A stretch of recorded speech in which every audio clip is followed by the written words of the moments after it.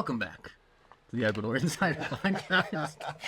Jesse Brandon. If you want to hear about the Tomb of Gilgamesh, if you want to hear about biblical prophecy, we did stay touch a little tuned to bit. the end, and you might get 30 seconds. Right. Anyways, guys, And accept our apologies now, if you do. We're not responsible for our opinions. No, we are.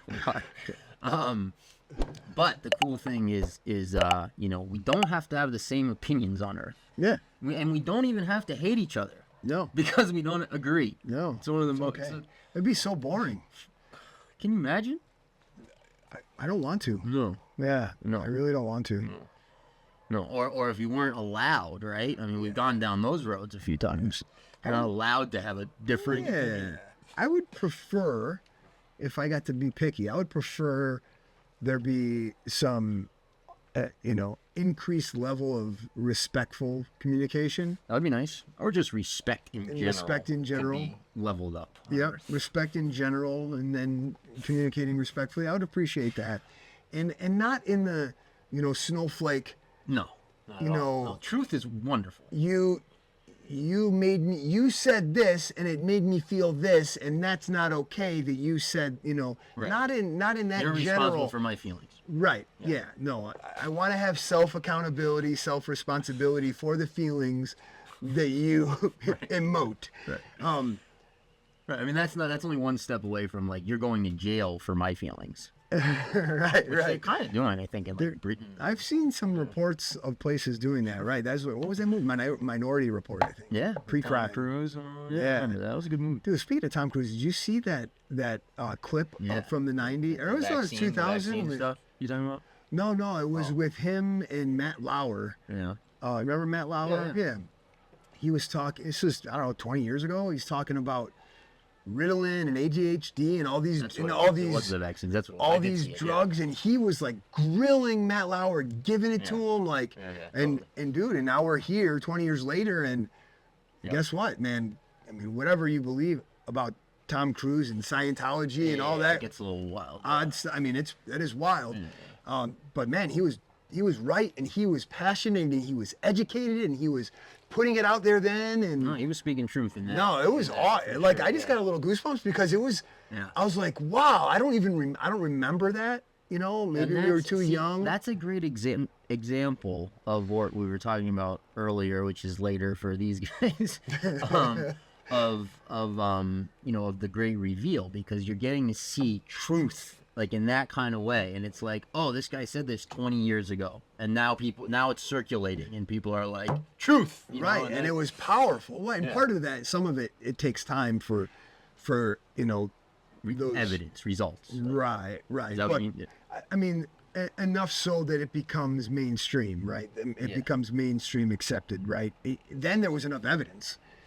That's where Tom Cruise had the evidence. That's where he had the studies. Yeah, but they used to be able. The narrative was a lot easier to control. Oh, back in the day, way easier. Yeah. Because we didn't have. I mean, if you look at like what some of the stuff that they've gotten away with previously. I mean, like, different people have different understandings of this history. I'm not an expert on it, but I have looked into it a bit, and it's like, if you look at medicine and health and what it meant up until the Rockefellers basically getting a hold of it, right? That change happened pretty quickly and went from like 0 to 100. So like they were able to control the narrative well enough at that time where they could literally like go from here to here in a matter of 20 years or something, or 10 years or whatever it was. And I wonder if there were times, in other cycles or civilizations throughout history, if there was that Rockefeller era, style era for everything, because we didn't have that for how long? For hundreds of years in the United States. Do we know though? I mean, like, this whole at least it's documented. Right. Well, this throws off everything. Yeah, and there's still like how much of Tartaria is true or not, right? How much is AI now? I don't even know. I have no idea. Right, I have no idea. Right, but just on like the generally accepted, history of the United States, through that cycle of 1776 to now, whatever that period of time that's widely documented, whether it's true or not, I don't know, but there's not another era of Rockefeller medicine in No, that not that time, we right? know of, So, yeah. but there's been other cycles of civilizations going through this phase. So I'm just curious, like, is that part of this, you know? Yeah, Because I mean, I think everything's cyclical, and I Yeah. really like the phrase, there's nothing new under the sun. Yeah. Like, I very much concur with that idea. And the Rockefeller, the cycle, there's one other thing that's slipping my mind. if you guys haven't read the books, Rockefeller Medicine Men, check that out. And if you don't know what the Flexner Report is, Google the Flexner Report, right? So this is a report that the Rockefellers funded, a study that became called the Flexner, Abraham Flexner, where he went around and studied all the different medical schools and found out what they were teaching. And then the Rockefellers put together a plan to create funding. They created associations and medical boards, but they essentially started propagandizing against certain forms of medicine with money, with campaigns, marketing campaigns, and funding only a very specific type of allopathic, what we know as Western medicine today. That's really good at maybe a few things. Emergency medicine, it's amazing fix at. a broken bone pretty well. Maybe some infectious disease, whether you acute, and even that, like they're with some of Tom Cowan's new biology, it makes you question a lot of that stuff. But the point is, there was some definite intent on controlling a narrative in what healthcare looks like, right? And now we've gone through a period of that, and we're entering a period where some of that is being, refuted, truth is being revealed on certain things. You're seeing a lot more natural remedies and holistic healing opportunities, which Vilcabamba is loaded with. I mean, I don't know if I've seen another place on earth that has the amount of healing experts, professionals from all over the world and locally condensed in one little sleepy village in the Andes Mountains. It's wild that that's actually, here. But, you see some of it, being revealed with, RFK was from a political perspective was, the lefty hero, and now he's Trump's DHS. Like married to Hollywood lady. Right. Full on in liberal politics. Right. But he's written books about an environmental lawyer. Right. He's won lawsuits against the EPA, and he's written books about thimerosal and vaccines, but it's this weird dichotomy we're in, because he's come back. I'm going to make America healthy again, and has talked about thimerosal and fluoride in the water and all these different things, and vaccines to some extent. But now his big well, besides anti-Semitism, which is wild that he's on that platform now. Dude, he's like tweeting about anti-Semitism is our biggest problem and his support. I'm like, what is happening? How is this? No, the whole Israel thing seems to be a big. It's weird, right? A big boulder. In the road. It's odd. So, but the point, and that could go back to what we were talking about in the later. If you guys stay and watch, we'll touch on some of that. But he's talking about they're making. Which means there could be good reasons or not for some of that. Right. Or not. Yeah. 100%. Yeah. He's talking about the measles. Yeah. The measles epidemic and the MMR vaccine, and it's like, dude, that's the one. If there's one vaccine, you're not gonna. He was talking positively about it. Oh, what I read, it sounded like that he's pushing the measles thing, and then you're seeing, the clips of the Brady Bunch back in the day. Yeah. It's the measles parties, and you talk to my grandparents or your grandparents. Everybody, like chickenpox. It was like chickenpox, and it wasn't this thing. And now you've got the measles, and now everybody's petrified of it, and they've got special victims use it. SVU, Criminal Minds episodes about measles outbreaks and all this stuff, and it's like, look what we did. We've petrified people of of something that not too long ago, regardless of, even if that's not what it, whatever the measles is,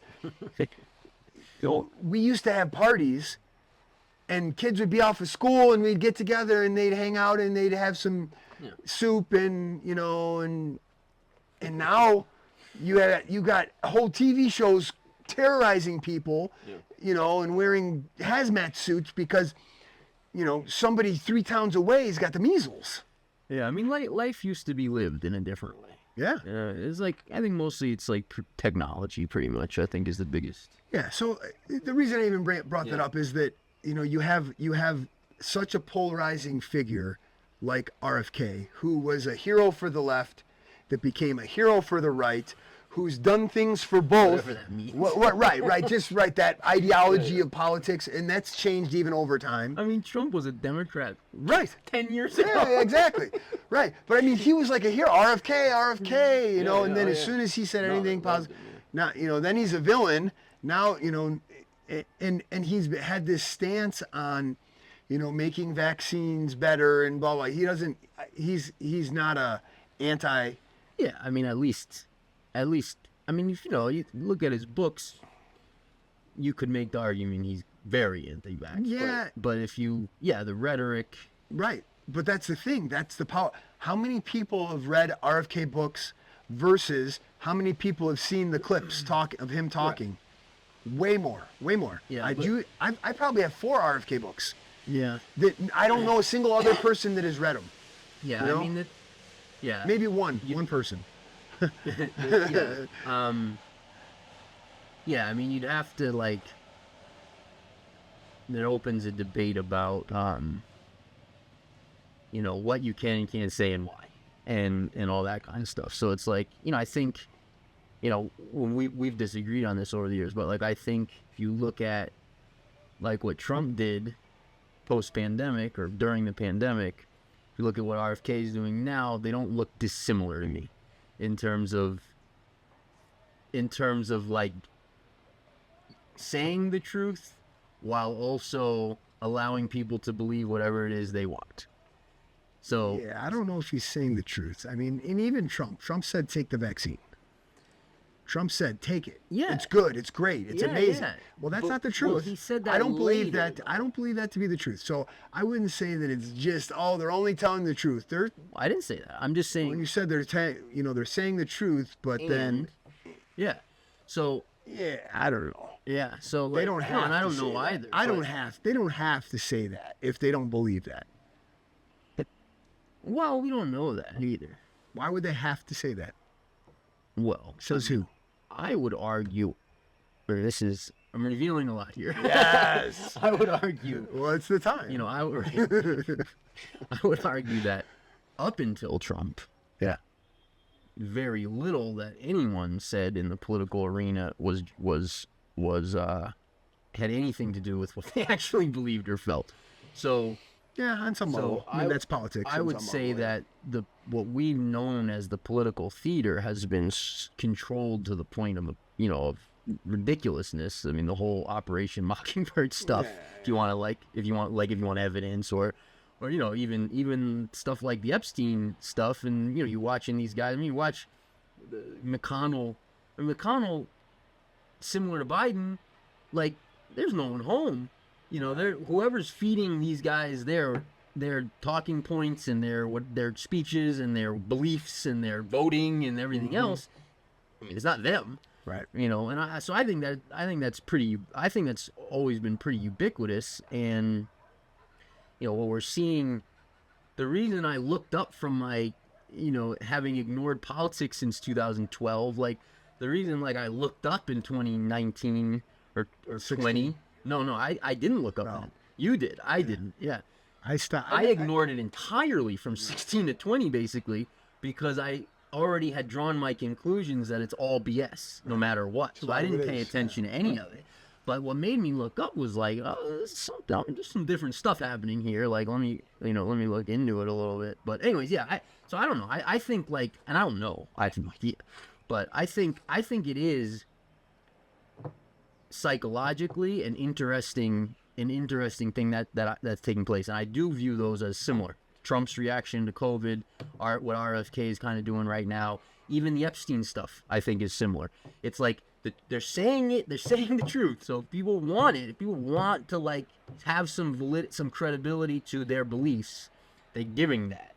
And then they're also, if you really want to like hold on to what you've believed and been told forever, you can have that as well. So I think it's perfect. Yeah, in a way, yeah. I think they can just tell the truth though. It's probably the point I'm probably trying to make is probably much more subtle, and also just I'm not able to articulate it well enough for it to make any sense. But. No, I mean, I see what you mean. Yeah, like it's giving people a choice. Yeah. In a different way. Like I think previously we never would have seen any of that. The president would have just simply come out and said, "This is it. This is what we're doing. This is what we believe. This is what you should do," and just would have, there's no blips. It's just one thing. So when Trump was, refusing to wear the mask and talking about therapeutics and talking about, well, yeah, the vaccine, but we got all this other stuff and blah, blah, blah. That was different. Like I'm listening to him. I'm like, what's happening right now? This isn't the like total line playbook. Yeah. This is something different. And then later, absolutely, he was like, he gave that nod as well to people. So right, but that's the one that he rode. Right, that was the ego came back, and it's like the vaccine. It's the greatest. It's the eighth wonder of the world, and obviously. Yeah. Have you looked at statistics of like, and just curiosity? I haven't, but like percentage of Republicans versus Democrats that like got vaccinated? I don't know. I mean, I don't even know how you believe any of that. They didn't. There was people pretending that they were, they weren't. Who knows? So a lot of that went on here. Right, yeah. And there was no central database on any of that stuff. That's why people were faking cards and faking stuff, and and they were losing vials, and there was no good accounting of that, right? So I mean, speaking of that though, what's interesting, you're seeing some doctors come out now publicly, and I think part of this is, Fauci, who was like Grandpa Fauci during the sweet old man Grandpa, he was kind of a hero in COVID. Then he essentially gets a pardon, for crimes committed up to 20 years ago or whatever it was, 10 years, 15 years ago, whatever it was.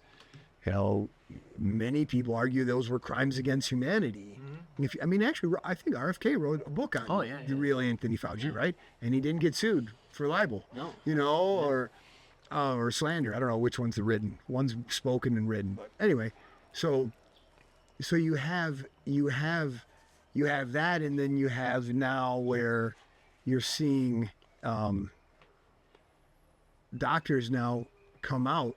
Before there was always speculation based on stories of some doctors saying, or nurses that worked in doctors' offices, where a lot of it came from originally, that I saw, of saying, hey, these doctors are getting kickbacks for giving jabs. And the doctors would refute that. No, we don't get paid to do that. And now you have doctors now coming out publicly explaining how they could defend that and be telling the truth, but this is exactly how it happens. And they weren't getting kickbacks based on a percentage of their practice being vaccinated from the vaccine manufacturers. They were getting it from the insurance companies. Like, it's wild. Like they're like, and like that's out there. Like, holy mackerel. No, the scam aspect of healthcare is wild. I mean, I was watching this little thing the other day where this lady, she had health insurance. She's in the States. She had health insurance, and she needed, I think it was an MRI. I want to say it was an MRI. I don't remember for sure that it was an MRI. It wasn't something like super complicated. It was like something that should be relatively simple, like an MRI. And so something like that. It wasn't surgery or anything like that. Anyways, she calls the hospital or the place she wants, and she's like going through the like process, and the hospital tells her, or a clinic or whatever it was, tells her, yeah, no problem. She's like, but you you have, I think it was a $5,000 copay to get the, and I'm pretty sure it was an MRI, to get the MRI.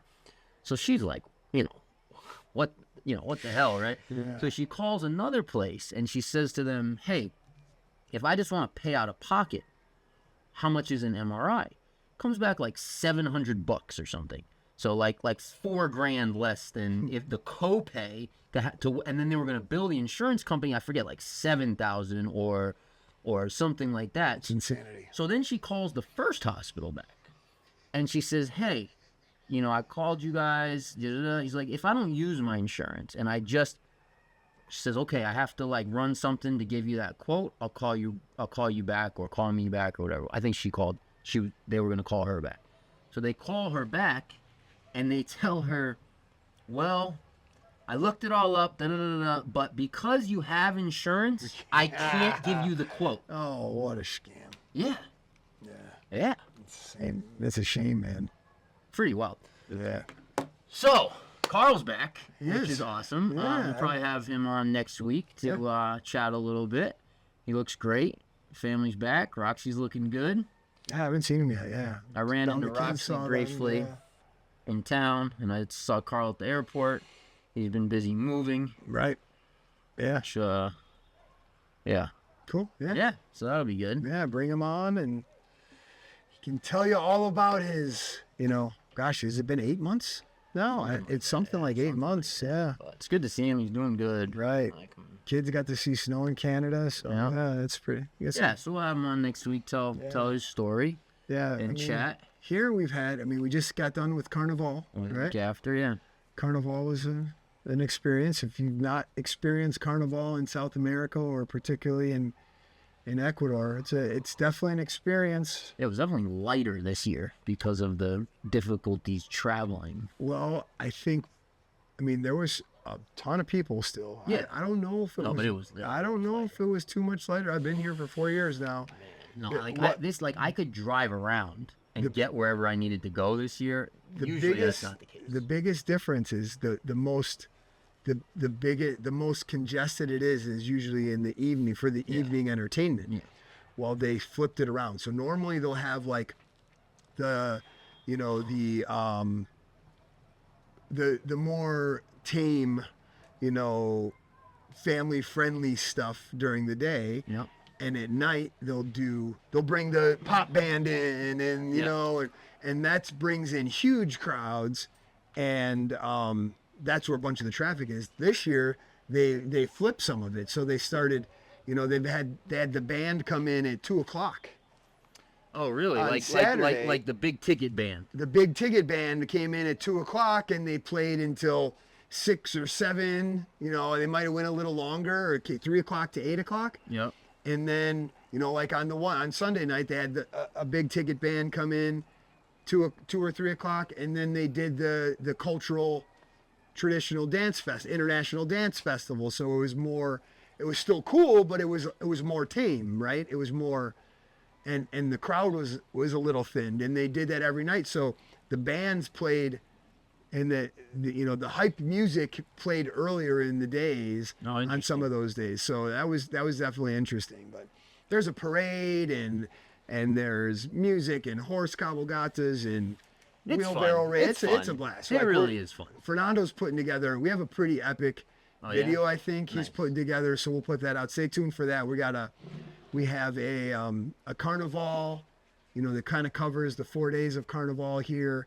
And then we also have a special that we're doing on the International Dance Festival that happened as part of Carnival. There were teams from Brazil and Colombia and I think Peru and Cotopaxi and Cuenca and Quito and all over Ecuador. So it was different dance groups, and they had this cultural night that was cool. And so we're gonna do a video on that, and it should be coming out. It's just like the amount of drinking and like debauchery. It's basically a weekend of debauchery, but for it to be that and to be as calm and kind and tame, it's great as it is amazing. Yeah. It's so indicative of the culture. Like, yeah, you've got everyone's drinking.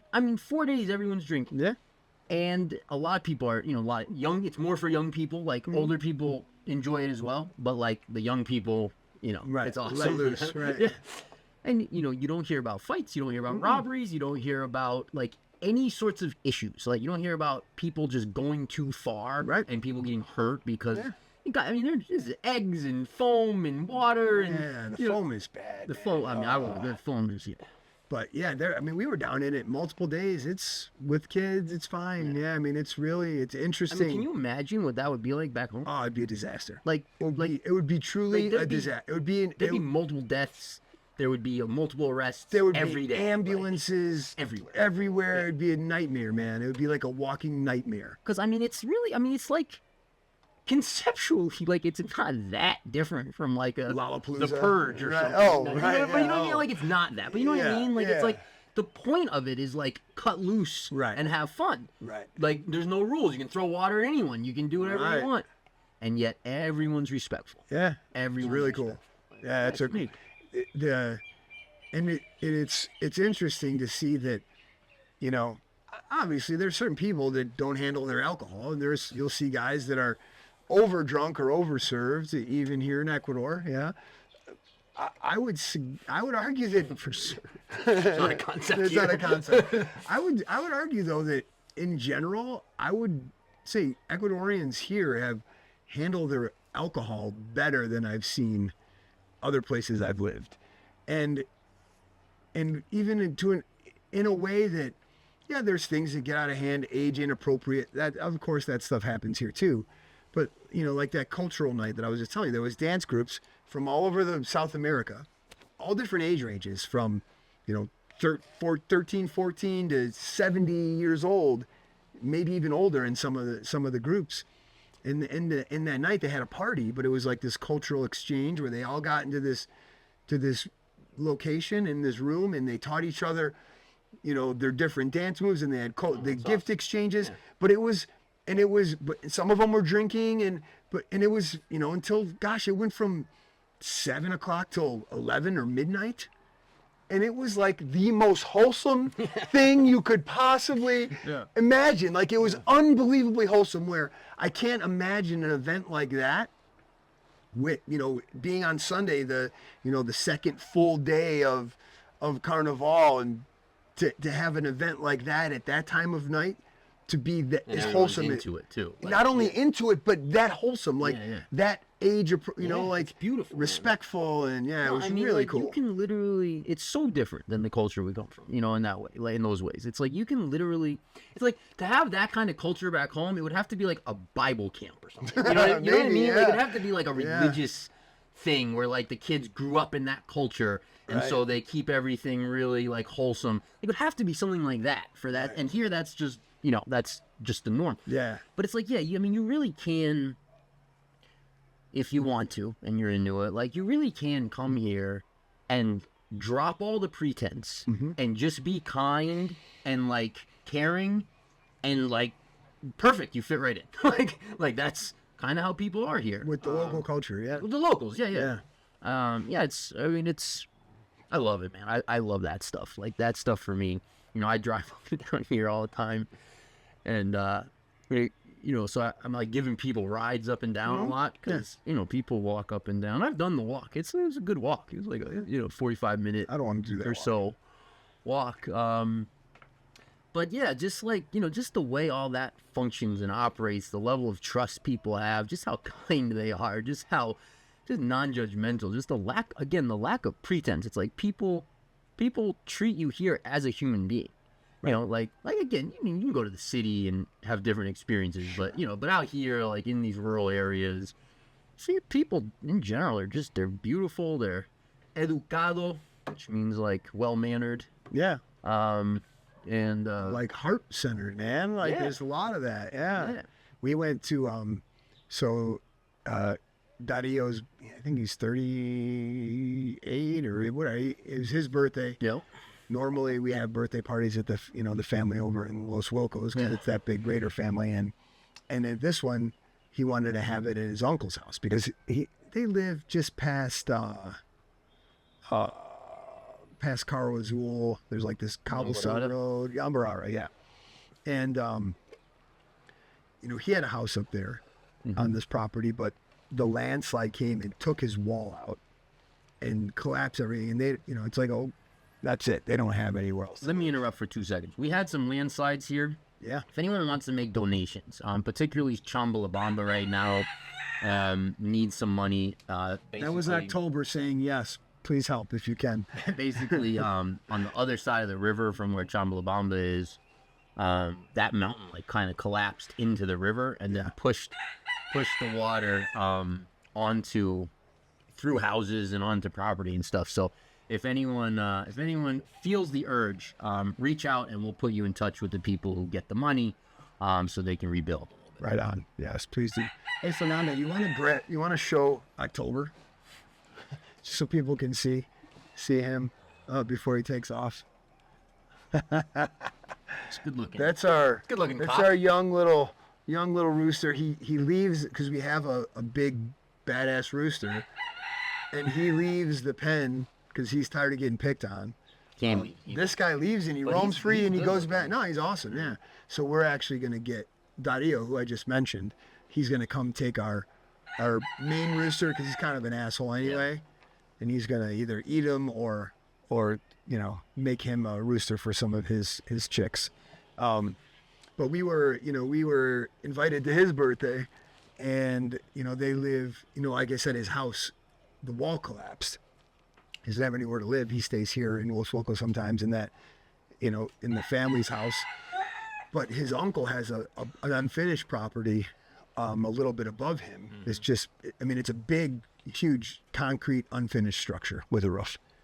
And, he wanted to have the party there because it's got epic views. So he invited, my family to go, and Bella had dance practice or dance something for the festival, so she didn't go. So it was just Tiff and I and Quinn. And, their family had all gone up earlier, and we couldn't go until like 3. And Quinn, they came and picked up Quinn and brought him up. And yeah, we hear you, dude. We asked Diego, like, what time is it? Tiff's in busy season and tax season now, so like we're trying to plan to not be, how Ecuador parties are. They don't start on time, or if it says 2:00, it might mean 4, it might mean 5, and it's like, hey, like, can you really give us the real time, to come? And so he's like, okay, it's an unanswerable question, right? But he says 3. And we're like, okay. So then we're like, we'll go like 3:30. Yeah. 3:30. Like, because we had, he understood. Diego's really cool. He understands. So, he said like 3. Yeah. And we're like, okay. Well, Tiff and I had never been there. And Belle had been there and Quinn had been there, but Belle wasn't going and Quinn was already there. And all of a sudden, just before we're getting ready to leave, the sky cracks open and it is pouring. And I'm like, oh man. And I knew it was like up somewhere. I'm like, this is going to be interesting. I have video. I'll see if we can put some of this in. So at first it's this nice cobblestone road. I'm like, oh, this is cool. Like, it's nice. Like, you could even drive. This is totally like drivable. And then it goes to these, natural stone steps. And I don't know, maybe 80, 100 steps. Yep. Like, the natural steps, and it's pouring, so the water is just rushing down the side of the steps. And I'm like, all right, wow, we're really going up there. And you're starting to see, like, the views that they talked about. And then the steps end, and we think, I thought this is it. And that's like, started. That's Dario's house. That was where his house collapsed, and now there's a path, a mud path, and now it's mud, like pure mud path, all the way up to the house. And we're going, and let me backtrack. So we get there at 3:30. It's pouring. Diego is waiting for us at the top of the cobblestone with 2 umbrellas, because we wouldn't have known where to go next. We would have gone up something and then had nowhere to go. And he's sitting there waiting for us, and he waited for half an hour. Yeah.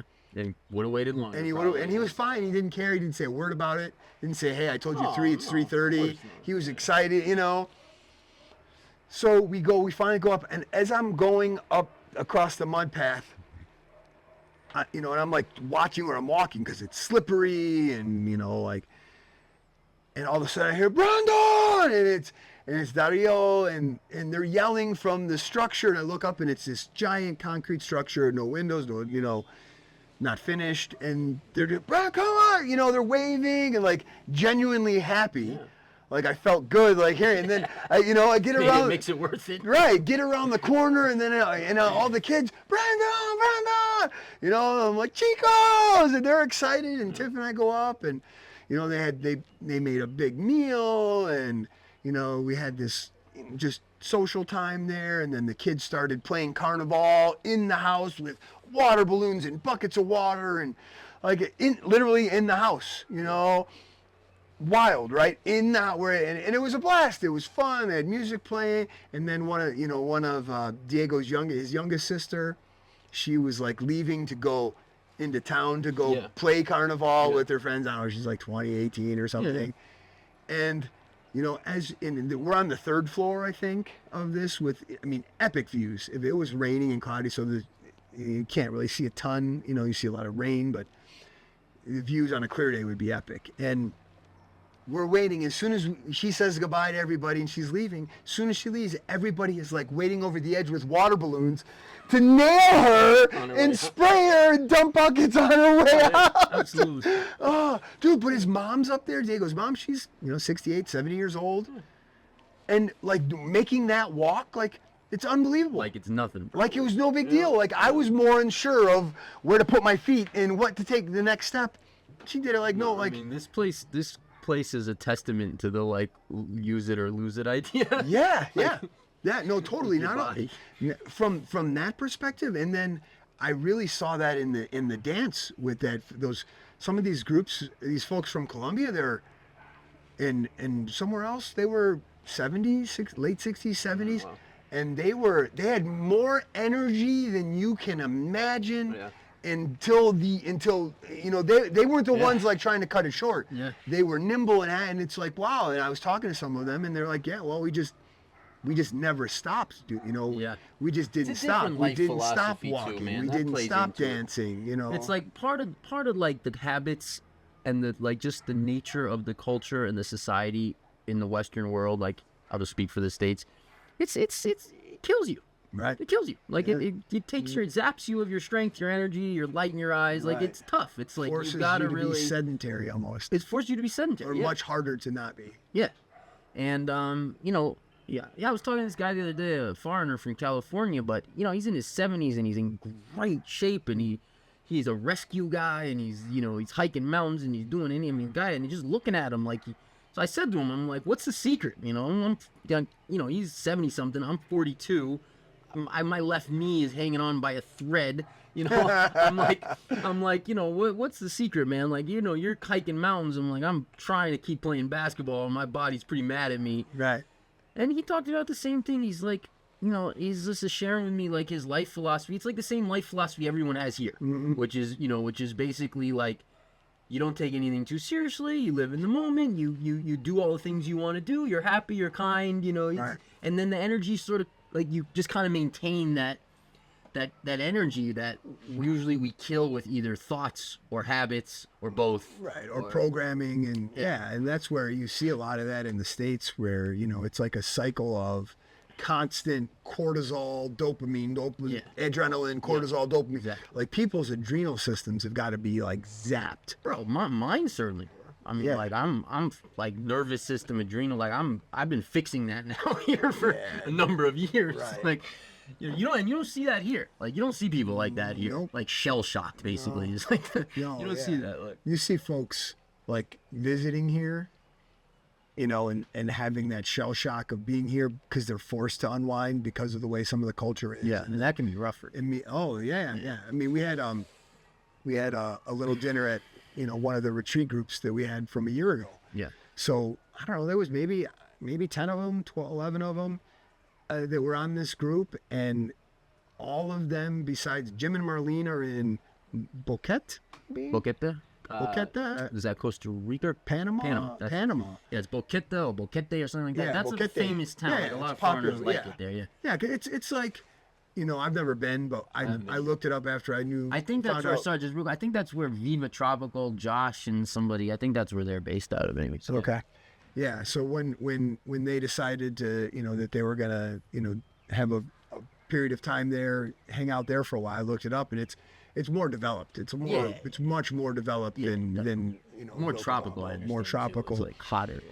But they're there. They're a retired couple from Canada. They're in Boquete. But literally everyone else from that April retreat last year, except Jay from Ireland, he's in Cuenca. Yeah. Right. Everyone else is here in Vilcabamba, and cool. some of them have already moved here permanently. Some have bought. Some are renting. Some have moved right immediately, like Jared. Right after. And then Carol. we had and Carol and Kat and we had Terry and Jen were in for a week. Yeah. They were finalizing their house build, but they were in for a week. So it was like this whole group, and Jay was coming, but he ended up, I forget, there was some issue where he couldn't actually come down from Cuenca, but he was planning to come down. But it was like, we had dinner at Carol's house and pizza, and it was just like, it was interesting, because I was able, we had a round table. We literally, Carol's got this epic like glass top tree. Oh, cool. It's like all this, it's really cool table.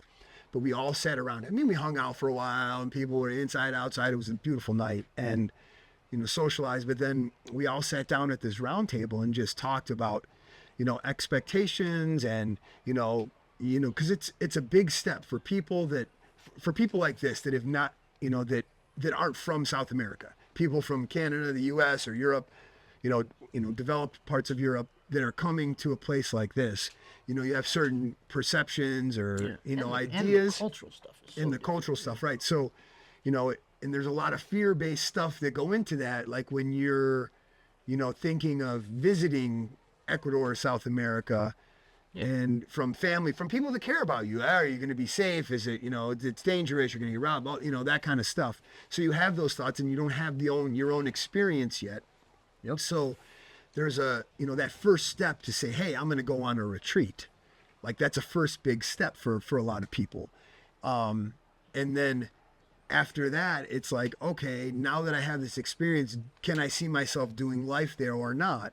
Some people do, some people don't. The big portion of this group said, yes, I do. I want this is meant for me. Right. Mm-hmm. So then that's a whole nother, hurdle to get over. Now it's not just I'm going for a 10-day retreat in Ecuador. Now I'm moving to South America, right? Holy cow, right? Yeah. So then you have, the honeymoon, you have the, the fear that goes along with even making the trip. Then you moving life here. And now many of them have been here for months and months and months, some of them for a year. Like what's changed? What have you learned? What is your expectations? Have been here enough where you have some perspective. You have some perspective, you have context. Some of the things we talk about that, because we live in it, so, we say it almost nonchalantly sometimes, and it doesn't really hit home for some people without having the experience, right? Because they don't totally understand the full nuance of what we're talking about until they're here, right? I mean, even like, don't you learn new aspects still? Oh gosh, I mean, every day. I'm like 11, 12, whatever it is. Every day, I'm dude. still learning new. Every day, yeah. So it's just interesting the fact, because, you've seen, we've done 7, 8, 9, 10 retreats. I don't know how many now. And there is a bonding, there is a unique bonding, something that bonds the groups that come, right? Regardless of where they're from, what their political, opinions, any of that stuff, the fact that they're, on this retreat, they're not from here, and they're investigating life in a different way, that's bonded them together, and that's really cool. And a lot of those groups stay active, and they stay friends, and even whether they're here or not, they stay in communication. Yeah. This group was special though. This group was 100%. This was like a really unique group of, tremendously different individual people. Like so different that almost comically so. Yeah. And for it to gel the way it did was pretty cool. It's unbelievable how right. It's almost like you couldn't write a sitcom with a different group better, and have it actually work like this. You know, and I told them they're that, like lifelong, like I don't know, best friend, but like close friends now. no, Like, it's and that's what I told them. Like, guys, you know, I explained to them, you know, how there's that bonding on each of the retreats, and that's part of the experience. Yeah. But what you guys have is special. Not like, be proud of that, because, you know, not only is it unlikely to happen, but it's so rare and so unique to you actually did and executed what probably the most common reason people say they're coming to Ecuador is for community. You actually created it. Yeah. On the retreat. Yeah. You created on it, right? You created it. Still, You built, yeah. and it's No, I mean, real. the way they Like, support each other, and it's beautiful, awesome. man. And when I run into them on the streets, and you know, it's hugs and find out, you know, I get an update on what they're up to. They're really Yeah, cool. Like, yeah. yeah, I mean, the whole thing. I mean, it's been awesome. yeah. So that's been cool. And if you are interested in any of that stuff, we have we have a retreat coming up in a little more than a month. Yeah. Yeah, I mean, this is last call, guys. So we have a few spots open. We've got quite a few already booked. But if you're interested in learning about Ecuador, want to have an adventure, check out the link in the description below. We've got some links to other videos on the retreat. We've been doing a lot of shorts lately that kind of show snippets of retreat life, but definitely check it out. You got a little over a month to plan. I know it's kind of short. The retreat's amazing. It's a lot of fun. It's well priced. It's incredible bang for your buck. It gives you everything you need. And it's just good vibes, man. It's just fun. Like, people have a great time. Super fun. So check that out. And what else? Is that it? I mean, we kind of... I was thinking of a minute ago when we were talking about the culture, and I was just remembering one other just example, which again now is just totally normal, but it's really like illustrates the different mentality in terms of how people view time, money, relationships, people, like, and those dynamics, right? So like, I don't know, when I was first starting out, you know, 2013, 14, you know, 15 maybe, and like, you know, so a lot of, well, first of all, here, nobody is ever gonna take two cars to go where they're going. That's really an interesting thing too. Right. Totally same with beer, right? It's like you're gonna one beer, two cups. Or one cup if you're at Carnival. Right. You know, one beer, two cups. It's kind of the same idea. It's like, That okay. is not two girls, one cup. Nah, I can't believe you even said that. Don't look it up. I don't have the reference. So. Gross. This would make me throw up. All right. Nobody listen to Brandon right now. But, you know, it's similar. It's right. It's like, so if you're meeting someone that goes, you're going to meet somewhere, and then one person's going to leave the car there. Even if it makes no sense, like even if afterwards you got to go there and they got to go there, but now first you got to come back here to get back to the car, like that's the way it's going to be done. So that's, you know, I forgot about that. That's another piece of it. But then like, so sometimes I would be driving with someone in their car because they'd say like, all right, just come with me, whatever. So we'll go, you know, 30 minutes, 45 minutes, however long, could be longer than that. Go see a property, talk, get to know each other, of course, because that's part of the thing. You finish, and I'm like, all right, like, I don't know where they're going. In the States, like, not only would I not expect them to give me a ride, like, wherever I'm going, but it would almost be a little bit rude to, like, you're going to kind of, like, make a point to not, like, no, I'm good. Like, I'm going to hop on the train, or I'm going to grab a cab, or I'm going to, you know, whatever, like, the mode of transportation is where you're at. So, you know, yeah, just having those experiences over and over where guys are like, you're going from the north side of the city where you live all the way to the south side of the city just to drop me off, which is going to be like 30, 40 minutes that way. Yeah. You're dropping me off. You're like, we're doing the whole thing, and you're just driving back to where you came from. And that's the norm. Right. Like, if you didn't do that, you'd be kind of being rude. Like, you know, so yeah, just another example, right? Because it's like, it just shows the difference in the value system. Because it's like, at home, we all have this common understanding. We're very individualistic. You know, I come first, you come first, everyone comes first for themselves. And we understand time is money. We don't want to inconvenience other people because we understand they're busy and they got their lives and I got mine, and I'm not going to, like, you know, we have that whole, like, thing. And so, we put the value on other people's time, other people's, and we're being respectful by being like, I'm not going to inconvenience you. Time, maybe you have responsibilities or you need to, whatever it is. And here it's like they don't have that value system. Right. They have a different value system that says, no, the person is more important. Yes, I might have somewhere to be. Yes, I might have, whatever those things are. It's not like people don't live their lives here, but they're a little more relaxed about it. Yep. But a lot more relaxed about it. But but the value system is different. So it says no, the person's first, the relationship's first. The rest of that stuff is secondary. It's a flip from how that is back home. Like it's just a flip. Yeah, I mean, so that birthday party at Daddy, as I told you in Yambararo. Yeah. So it's pouring. It's pouring now when we're ready to leave. And everybody's ready to leave. And Dario and Vinicio and a couple of the wives were staying for a while. But, all the kids, I don't know, Alexa, Yaele, Chino, Quinn, Iker, Jesus, so 6 or 7 kids. Francis, he was a teenager.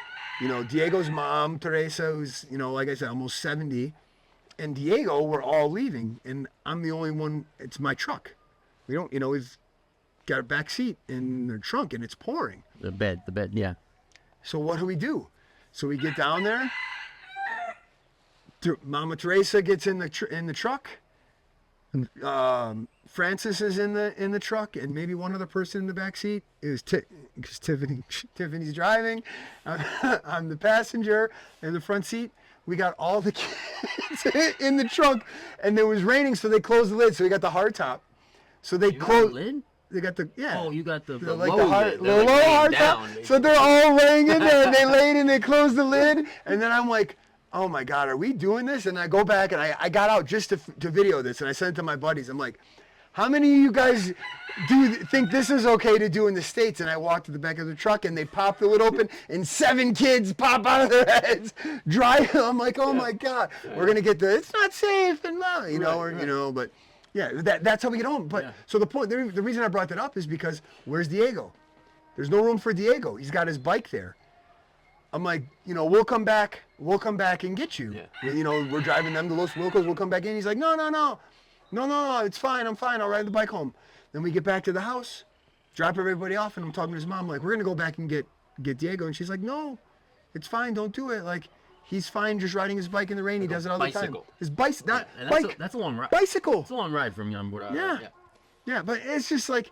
That's the thing, like they're fine in what we would perceive to as an inconvenience, but won't even expect the same inconvenience from you. Right. Like it's not an even. I'm just gonna drive back over there, pick him up, throw his bike in the back, and come back, and they're like, it's no, like. And also just the roll with the punches that illustrates also, right? It's like, I mean. Imagine like your average American having to ride a bicycle in the rain like 30 minutes. Right. I mean, that's like people. I mean, that story would be being told for the next 10 years for a lot of people, right? Or they just wouldn't do it. Like wait for an Uber. Dude, when I told you for that party they came and picked up Quinn. Yeah. They didn't pick him up in a car. Diego rode his bike from Los Wilcos here, picked up Quinn and rode his handlebars. On the handlebars. Yeah, he was on the back. Yeah, no, on the handlebars thing. Sitting on the thing. And then Quinn said, "I got a little nervous," and then I started to run some of it. But he's gonna ride him all the way there on his bike. That's uphill. Yeah, dude. Yeah. It's awesome, right? It's awesome. Yeah. No, I mean it's the people. Like it's the people. Real community here, man. It's real. It's if you stick around and you wait and watch some of the conversation we got into earlier that you'll see later, a lot of this is the the positive, heart-centered, anecdotes and really beauty of tribe, of community, Yeah. Really cool. Yeah, there's some, I don't know, man. There's some balance that people have maintained here that we just have in the cultures that we come from. Like there's some priority in terms of what matters. I mean, just has gotten maintained in a way that it just hasn't. And it's very refreshing, but it's also just, it adds so many quality of life things. It's like people back home talk about a safety net, you know what I mean? Like we have the welfare system, or we have unemployment insurance, or we have, what, like safety nets, and whatever way you want to describe them. It's like here, basically, none of that stuff is really a thing. Like there is welfare here, but it's almost impossible to qualify. And then if you do, it's like $50 a month. It's not like no one here is living off the government. And there's not a whole lot of safety nets in those kinds of ways. The safety net here is the community. It's community. The safety net here, like, and it changes everything. I mean, it's like if you're in trouble here, you're fine.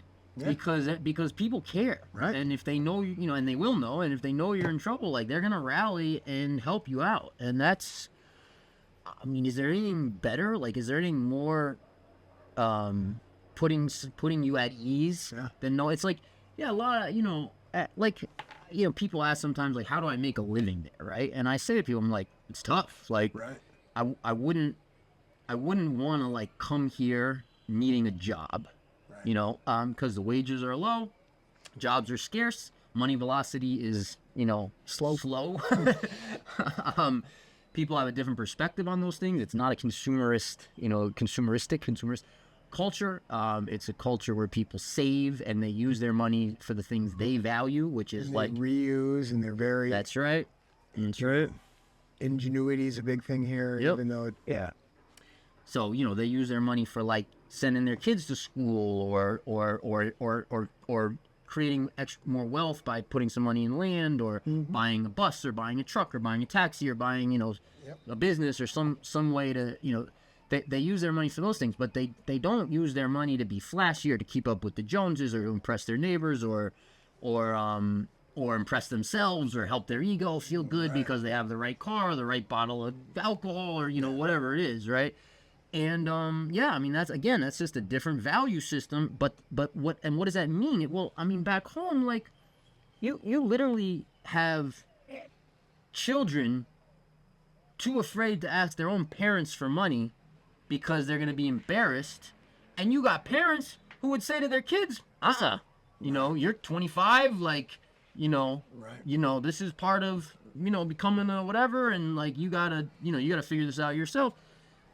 I mean, here, the kid, there was a friend, not like a good friend or anything, but a guy I know, I've known for some years. He got duped. He sold, he makes furniture, and he drives a taxi, and he makes good furniture, wood furniture in Landangi. And some like scam artist guy, apparently from Cuenca, and this is how like little this kind of stuff goes on, because he got scammed in a very, basically just, make this stuff and I'll send you the money. And he's like, okay, like, because people are pretty trusting. There's not a lot of that stuff goes on, really. It does in Guayaquil and Quito, but like in general. Anyway, so some guy got him, and he got him for like a good amount of money. Like he made a ton of furniture that took him a lot of money and a lot of time, and he never got paid for it. So he was in a really bad spot. And this, I'm just saying this because every family would do this. There's not a family in Ecuador that wouldn't do this for like a family member. So what happens? Mom went and got a loan, not from the bank. Got a loan, gave it to her son. Not even expecting him to pay it back. It's just, that's what you do for your kids. That's what you do for your family. It doesn't matter. She doesn't care, like, it's going to take her now 5-10 years to pay that back. That's not even part of the, like, that's fine. Like, the point is, he's family, he's my son, he needs help, he's getting help. Yeah. And that's just how it is. And it's beyond, it's really tight in family. Like, the tribe is really tight. And then in community, it still exists. Like, when you look at some communities, at least I've lived in the United States, you live in a neighborhood, you live in an HOA or whatever, you don't even know half your neighbors. Right. Like people that live right next door, like you barely know them. And I wouldn't even expect, let alone count on, their help in an emergency or something like that, right? Where here... You wouldn't even want to ask. Right, wouldn't even ask. Right. And here, like you were talking about, safety nets and all that, and most people don't have car insurance. No. Right. Well, very few. So Vinicio's got this red hatchback, no insurance, and he's got a lot that's down where I think it might have it's been, I don't know exactly where, but I think it was a result of the landslide in Chambalambamba you talked about, where it changed the direction. It like so much it rerouted the river. Yeah. And it brought the river up, like it actually, just before that, it actually took a car into the river. Yeah. Destroyed Probably it, right? The same, yeah. So they lost a couple of houses, a couple of cars. Couple of cars, right? Well, Vinicio's car, I'll see if I can get the video from him. He wasn't even there. And there's like all the people are there stacking bricks and rocks to try and block it, getting chains around his wheels and chaining them to trees and standing and like putting themselves in risk to save not even their own car. Yeah. Vinicio wasn't even there to stop it from getting sucked into the river. Like I got goosebumps from that one. Yeah. Like it was. And this is just par for the course. Yeah. It's just the norm. You're just describing the norm. Right. It's not like no one here would be like, wow. Right. Like no Ecuadorian would be like, wow. No, not at all. No. Right. That's what I mean. But I know. Anyone else would be like, holy cow, 100%. dude.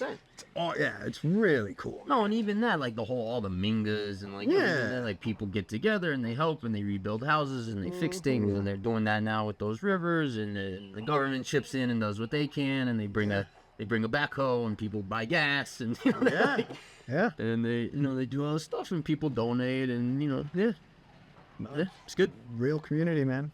All right, goodbye. I'm leaving. Should we go? We're going. I'm leaving too. You can't leave without me. I would never do that. Oh, well, if you stayed this long, guys, give us a thumbs up. If you're not subscribed to the channel, we got so many viewers that aren't subscribed. Unbelievable. It's unbelievable. Unbelievable. There's no reason. If you're watching, hit the subscribe button. It doesn't hurt you. It doesn't cost you anything, and it really helps us out. Hit the subscribe. Hit the like. Make a comment. Tell us where we screwed up. Tell us what you didn't like that we said. Tell us where you caught Jesse lying because, I mean, he must have, right? Gosh, I mean, tell us what you want us to talk about. I don't know that they get the reference. Yeah, but it's okay. he's one of the most honest guys I've ever met in my life. So if you like the channel, give us a thumbs up. Check out the retreat. Click the link. Come and visit us. You got 40 days. Make it happen. Now's the time. There's no time. It's not getting any easier to leave where you're at and visit somewhere else. It's not getting easier. Have some fun doing it. We'd love to see you down here one day. And until then, we'll see you next time. Take care, guys. Ciao, guys. When Fernando and I went to the New Conchi dance practice last week, and then I left. It was raining, and I left an umbrella up there, and I went back, and the doors were closed, and I heard music, and there was another dance group in there, I thought. And I'm like, I'll just wait, or I'll get it tomorrow. I don't want to interrupt them. Yeah. And then Victor or somebody's like, no, it's fine. It's exercise class. So I go in, and there was a bunch of Ecuadorian women, and they were like all doing their Zumba, and I jumped in and got into it, and they laughed at I think they may have called me tonto. Yeah, but that was, I didn't even know that thing existed. Copper cup. I gotta get one of these. Yeah? Yeah. I've been meaning to for like 5 years. I've got a couple. I also have one of the, it's not a decanter, is it? You put it in the side of the bed. No, but it's not a decanter. It's a copper, like a pitcher.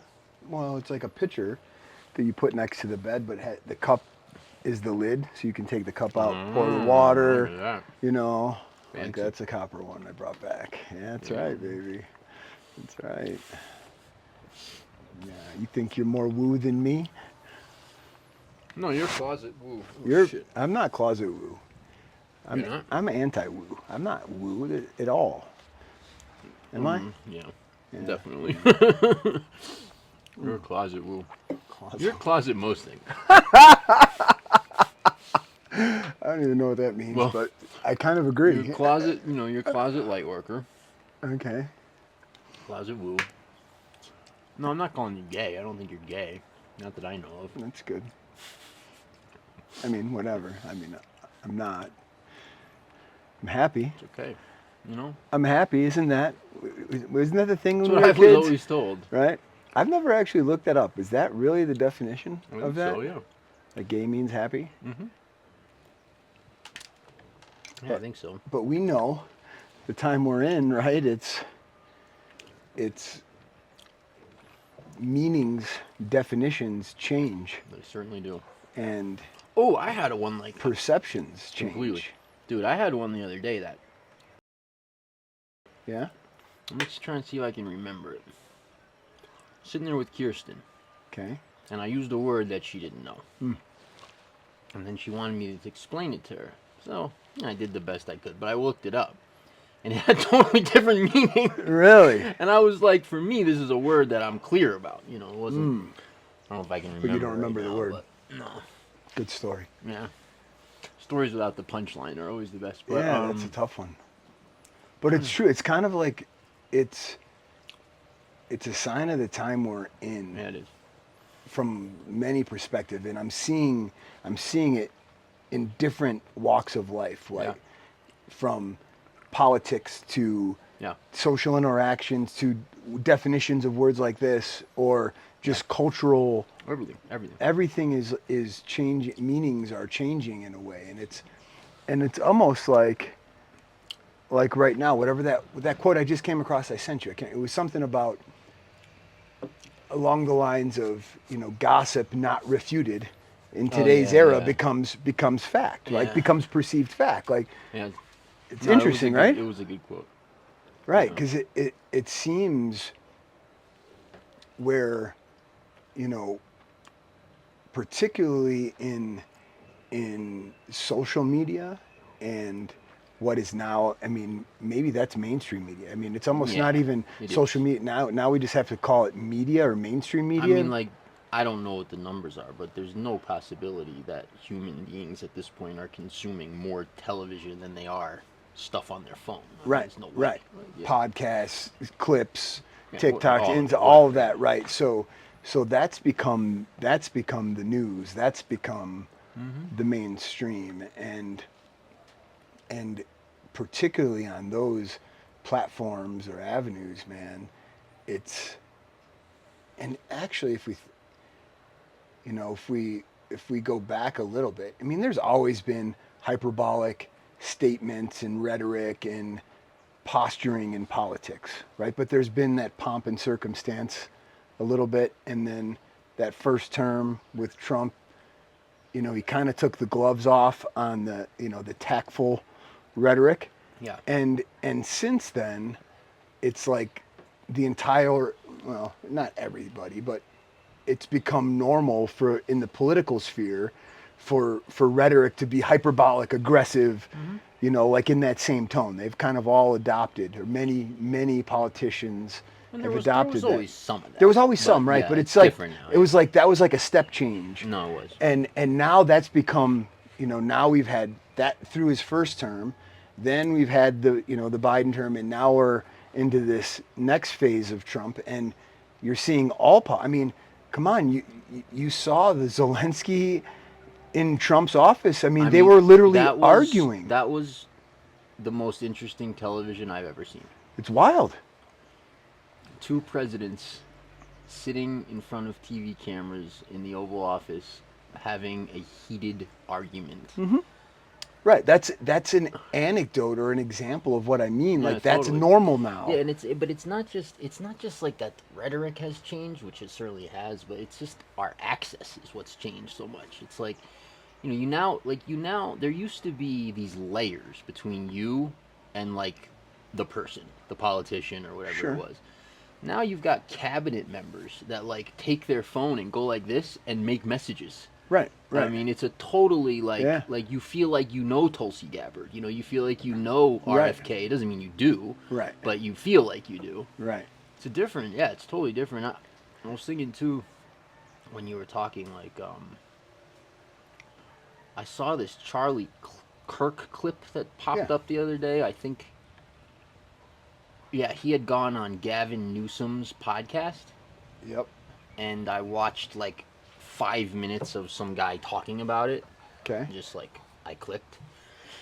And Charlie Kirk, he used the word, and I don't remember what word it was, but it was something like vibration or energy, or a word that I was a little surprised to hear him say so offhand, like it was so flippantly, like it was so normal for him. It was Mm-hmm. such a normal part of his vocabulary.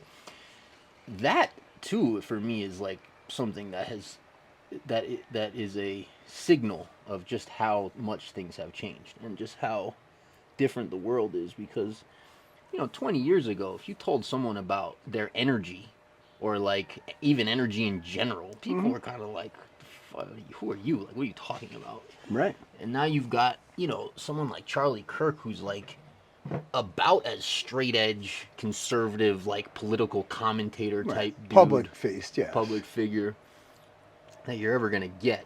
He's about as left brain, logical mind Mm-hmm. as you're gonna get. Mm-hmm. He's just not he's the opposite of woo woo. Right. This is Right. not someone.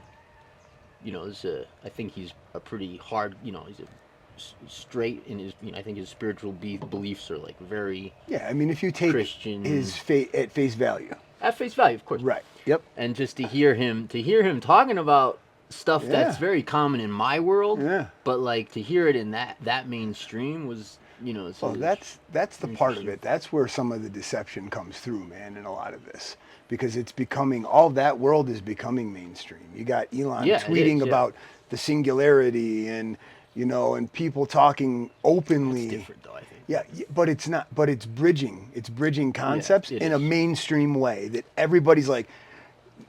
Half the world didn't even know what the hell that even meant. They're probably like, Elon said it. What does that mean? 100%. Do you know what I mean? So you're that's how all that stuff is happening. And but the other piece is, online it's hard, as you and I know firsthand from putting our faces out there. Yeah.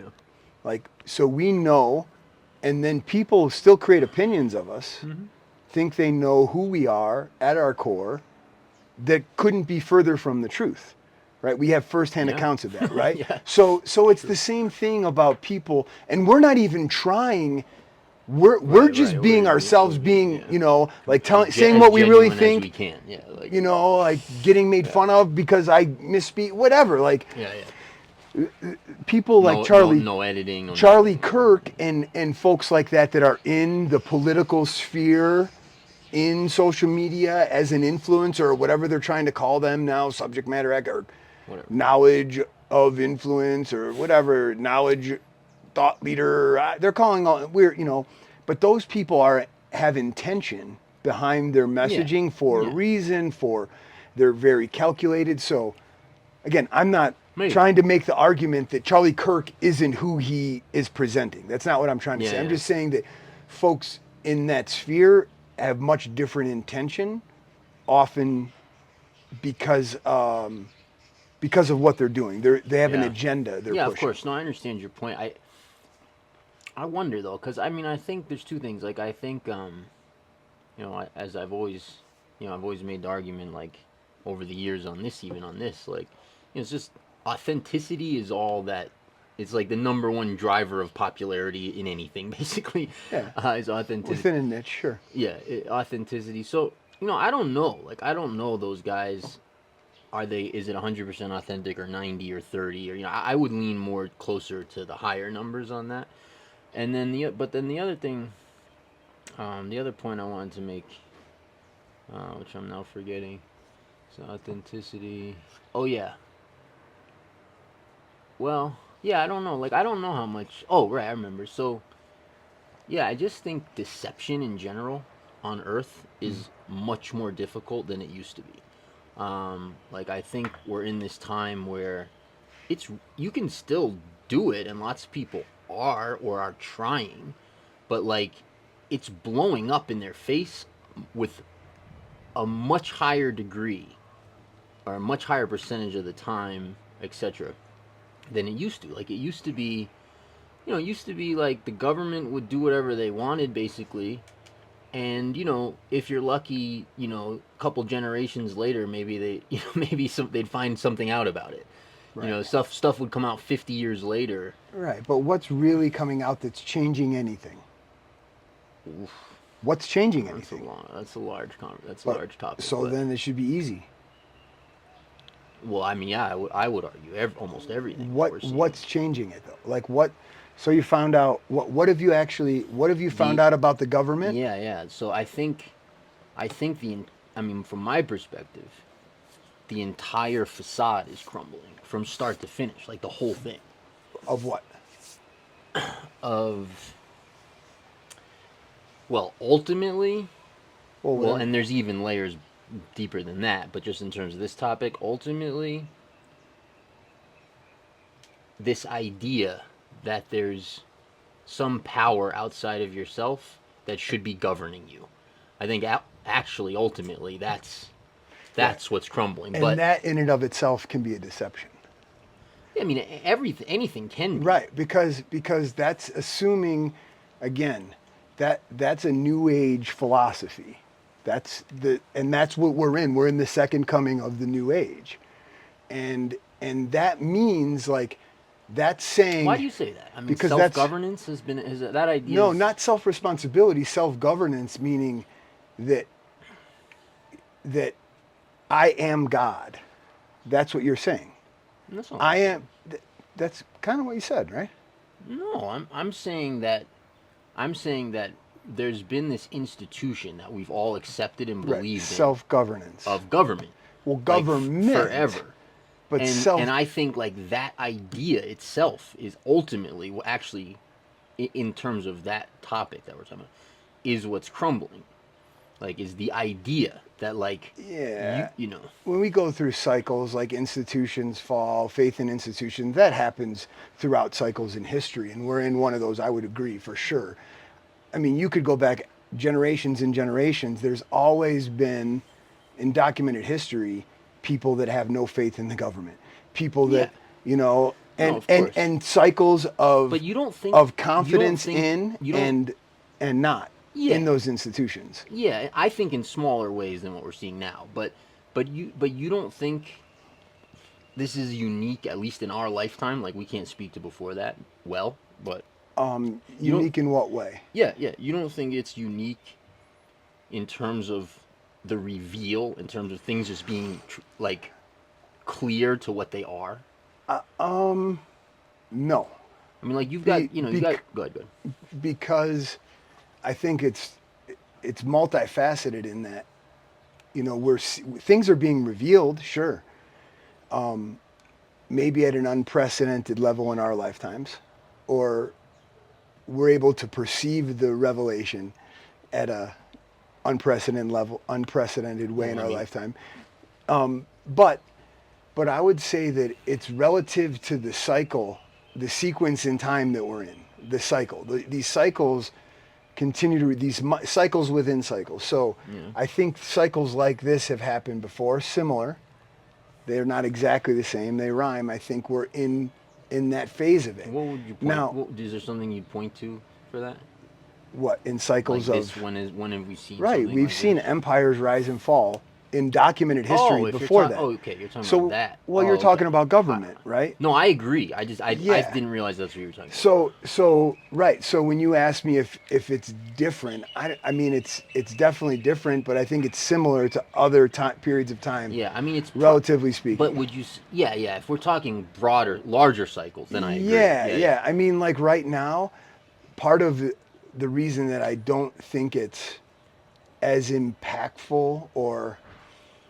But I mean, you just brought up like collapse of empire. So that's right. If we're in that, then that's about as impactful as you get in that world. Like, in life, right? Any living thing is either living or dying, right? I mean, it's just which way, right? So it's either living or dying. Like a tree's either living or dying. It's not.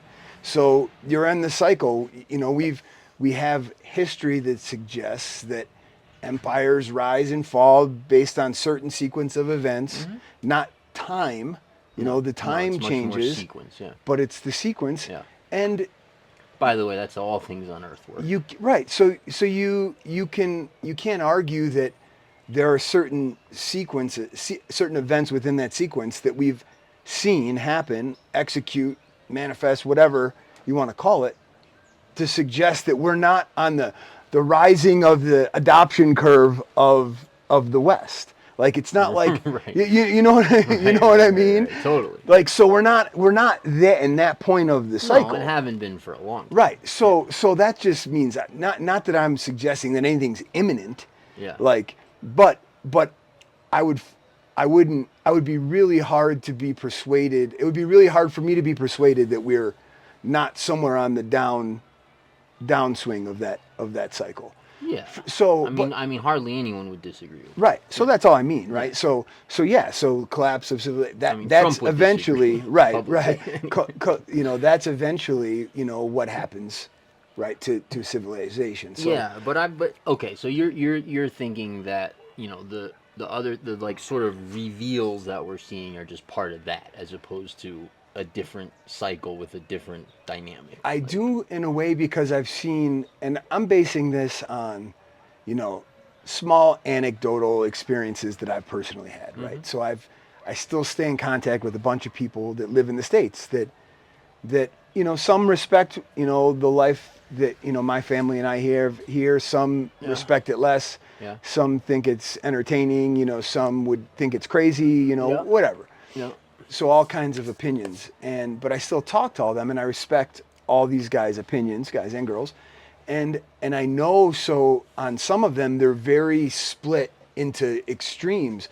Some much more further right-leaning, conservative, some way far left, liberal, way super hyper progressive. You could even argue, like to the point where some of them will argue for progressiveness for the sake of progressiveness, period, as the argument, as like a religion. Yeah. Right. So I get a lot of that. So through that small sample size that I have access to or experience with, that I'm kind of sensing. All right, you see these things being revealed, or truths being exposed mainstream.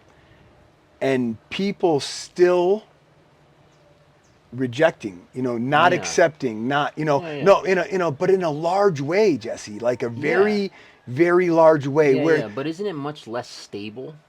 Well, volatility. Rejection? In what sense? It's more emotional, I would say. It's more. And that's kind of what I mean. But I would say that it's unstable from like in one sense, but it's more profound, more aggressive, more. They're more all in. Yeah. There's more like gusto in terms of the importance of it to people. Right. No so question. From that perspective, I would argue that it's more stable because they're less willing to move. Yeah. I mean, yeah. Okay. And I didn't mean stability on those terms, but in those terms, I agree. But yeah, I mean, I just mean like, I don't know. For one, I don't view people's reaction to the reveal as indicative of whether the reveal's happening or not. So, like, I agree with the phenomenon you just described. People are, generally speaking, doubling down on whatever they believe in the world. So, I take my family as an example. So they're all, my family, I come from a very liberal family, like ideologically, politically, they're very liberal, and they basically, like, since Trump got elected, which for them is like, there's few things on earth, like, be like, give up your firstborn, or have Donald Trump elected. They'd like have to think about it, like, right. Since Donald Trump got elected, like, they won't speak about it. Like, they're like pretending it didn't happen, basically. Like, they're not. It's so, like, they're rejecting what they, their image of him or their belief, whatever, like him. They're rejecting that to such a degree. They're almost in this like state of denial kind of thing where yeah, I mean, they're not talking about it. Like, they're not, like, politics are no longer like part of the conversation. Interesting. Because then they would have to like face it. If they talked about it, they would have to like really face that this thing has happened, and they'd have to, I don't know, whatever. But so yeah, people are certainly doubling down, but like the emotionality that you're describing, that's the instability from my perspective, right? It's like there's no foundation. Like it used to be, like when I was a kid, people had their political opinions. People had political conversations. They even had disagreements. That was more or less okay, when I was a kid. Like, those subjects could be slightly touchy, but only slightly. It wasn't like it wasn't like this whole thing like it is now. But if you talked to people about their beliefs, they were happy to, and they could defend them, and they could say why, and they could like have normal, sane conversations about like their political beliefs.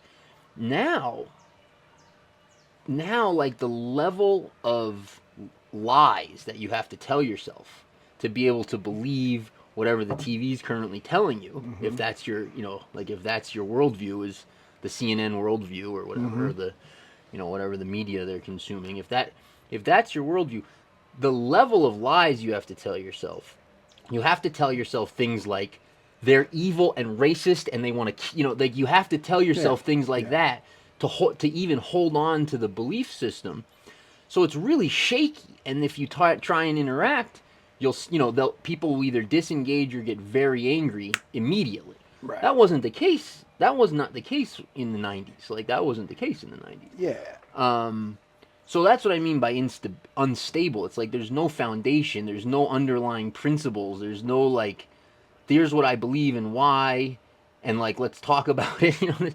There isn't any of that. Yeah, I think that goes back to what I was mentioning earlier about the, the time the era we're in. Yeah. Where, you go back far enough, at least if we're going to stay, within the last 70, 80 years, in the 20s. You mean just our lifetime? Yeah.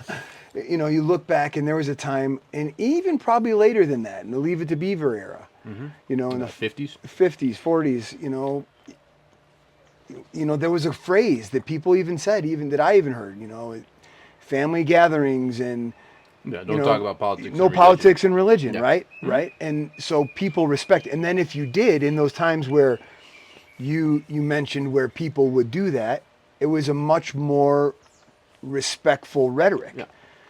Now that we're way beyond that. That's what I mean. Like now everybody feels entitled to be able to express their opinion hyperbolically, aggressively, unadulterated, in all walks of without life. respect. Even like their opinion on anything. Agreed. Yeah. No, that's what I mean. Like, so I think that's like a sign of the times that it's just we don't have that baseline respect anymore. Yeah. And I would say that I don't know how I agree that it's. The stories we tell ourselves are super powerful, right? I mean, we've talked about this 1,000 times, right? I was just talking about this with Tiff and the kids the other day with, what color's the grass? Oh, it's green. Well, what color is it to the dogs? They have 2 receptors instead of 3. Right. It's brownish, right? Yeah. Right? So what color is it really? When you go micro enough, Well, and sorry, just real quick, like you go micro enough, what you realize is that there is no grass or color, that it's literally just your perception. Right. There's nothing else. Well, it's electrical signals and based on receptors that you're, responding to or acknowledging. Yeah. So from that perspective, that when you take that down to the spoken word or the written word being spoken out loud, that's super powerful. Like that's profoundly powerful on what if we accept that, hey, like we're really just propelling it's just atoms or molecules propelling. It's not actually even touching, even though this feels solid, right? Right. That from those types of, physical matter concepts, when you go micro enough. Yeah, it's fascinating. I love it. It's right. So that's why, so if it's just our brain, God created this system that allows our brain to perceive these things, these emotions. We interpret reality. We into interpret, existence. right. So the stories we tell ourselves may be as profound or more profound than anything else in reality. It is. Right. It's the only thing actually taking place. Right. So when you mentioned, people telling, to get, your example of people on the left, in order for them to, not go crazy, not, have their worldview fracture, they have to tell themselves lies, that this person's evil or this person's a racist. And I'm not even sure if I think it's another level deeper in that I wouldn't even say that they know they're telling themselves lies. I think they're I telling agree. them. Oh, okay. Oh, I totally agree. Yeah. It's Because not you could conscious. tell, right? It's not conscious. Oh, no. Right, No, it's not right. Yeah. They're telling them they believe it's true. Oh, you know, yeah. Oh, yeah. Without a 100%. doubt. So that's why they're so defensive to anything, and I think both also parties. just in general. But I yeah. think also they're so defensive because they know there's no basis. There's nothing actually there. If they had to actually sit and defend their beliefs and their opinions, they couldn't. And so it. I think they could in some ways, right? I think if it's. I really. Yeah. I think to a point, because you know The ones I know. because like the intellectual ones, you can go back to, all the great aspects of socialism, or the great, helping people, right? No, I mean, I think I could defend it better than I think they some, could. right. Like, I mean, I agree. Like, Right. you can make very coherent arguments Right. for socialism, for collectivism, Sure. for all kinds of things that have bad outcomes. But you can certainly. So I think people doing that. I think we're just at this state where we don't even nurture the what is it, the space, the vehicle to even have those conversations anymore in a productive way. Well, it's also because, right, it's like I think the big sea change on that was people stopped having to say it to other people's faces. Oh, interesting, right? Like, yeah. it used to be, if you're going to call a guy an asshole, you had to do it, and you Right. might get punched in the face. Well, Right. now you're Right. you're Keyboard talking all warrior. this Right. about whatever. Yeah. And you can be as hyperbolic and angry and crazy as you want to be because you're in your house, and you're not Right, going to see right. that guy anytime soon or ever. Or you're hoping not. So all of a sudden, it's like the gloves came off, Mm-hmm. but in like such a ridiculous way. It's like, let's just be disrespectful children because we can. Right. And I think we were trending there in many aspects of life, from when we were kids to now. Yeah. And I think 100%. And I think that the role Trump plays in that is so pivotal. I think because so many people, just like, for example, you've got certain key influencers, whatever you want to call them, that if you really pay attention, you're hearing much less critical thought, individual critical thought, unique perspective. Yeah. You're seeing a rampant amount, or at least I am, of regurgitated someone else's Right. opinion, right? So you got what's going on in crypto, and you see things that are all of a sudden rumors all through Twitter or X about all this stuff, and then you finally, and I'm going, trying to figure out where is the basis of this, right? Yeah. And then you find out, like the hardcore Bitcoin maxi niche, they get most of their talking points from Michael Saylor because he's out there. Yeah. So they parrot that, and that narrative, that opinion. that echo chamber is true in every walk of life. Right. Yeah. And then sports, everything. And that goes back to, we talked about it, particularly now where rumors unrefuted, gossip unrefuted, spoken word narratives unrefuted become fact. Mm-hmm. So you're seeing that. So you see somebody like that can influence an entire population of people, and you're seeing like Trump is it's almost like there's a group of people, it doesn't matter what he says, they'll champion it without thinking, with people that have rational thought, people that that we know. Yeah, there's a group on both sides that'll either champion it no matter what or hate it no matter what. Doesn't matter what he does or says. Yep. I would just argue that based on what I've seen, Trump has got more people that have had critical thought independently that don't anymore. That have less of it now. Yeah.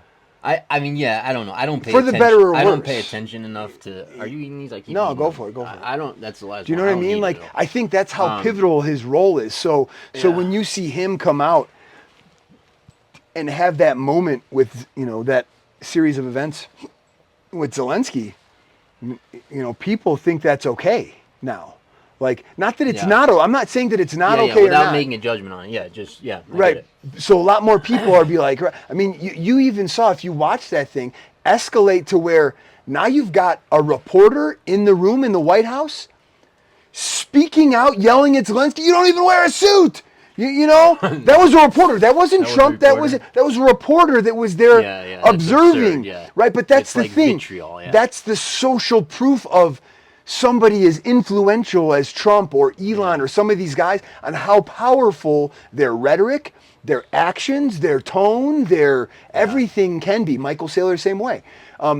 That's how powerful it is. Where it's enabling people or justifying people to say, "Hey, I can do that. Like, I'm going to do this too." There's no way. Like Can you modeling imagine? behavior, basically, Yeah. Can you imagine a reporter yelling at Vladimir Putin, 10 years ago, or any situation like that. Yeah, 100%. in the Oval Office of all places? Yeah, like, but see, that's again for me. This is all another like part of the facade coming back. oh, it's kabuki theater, like more than ever.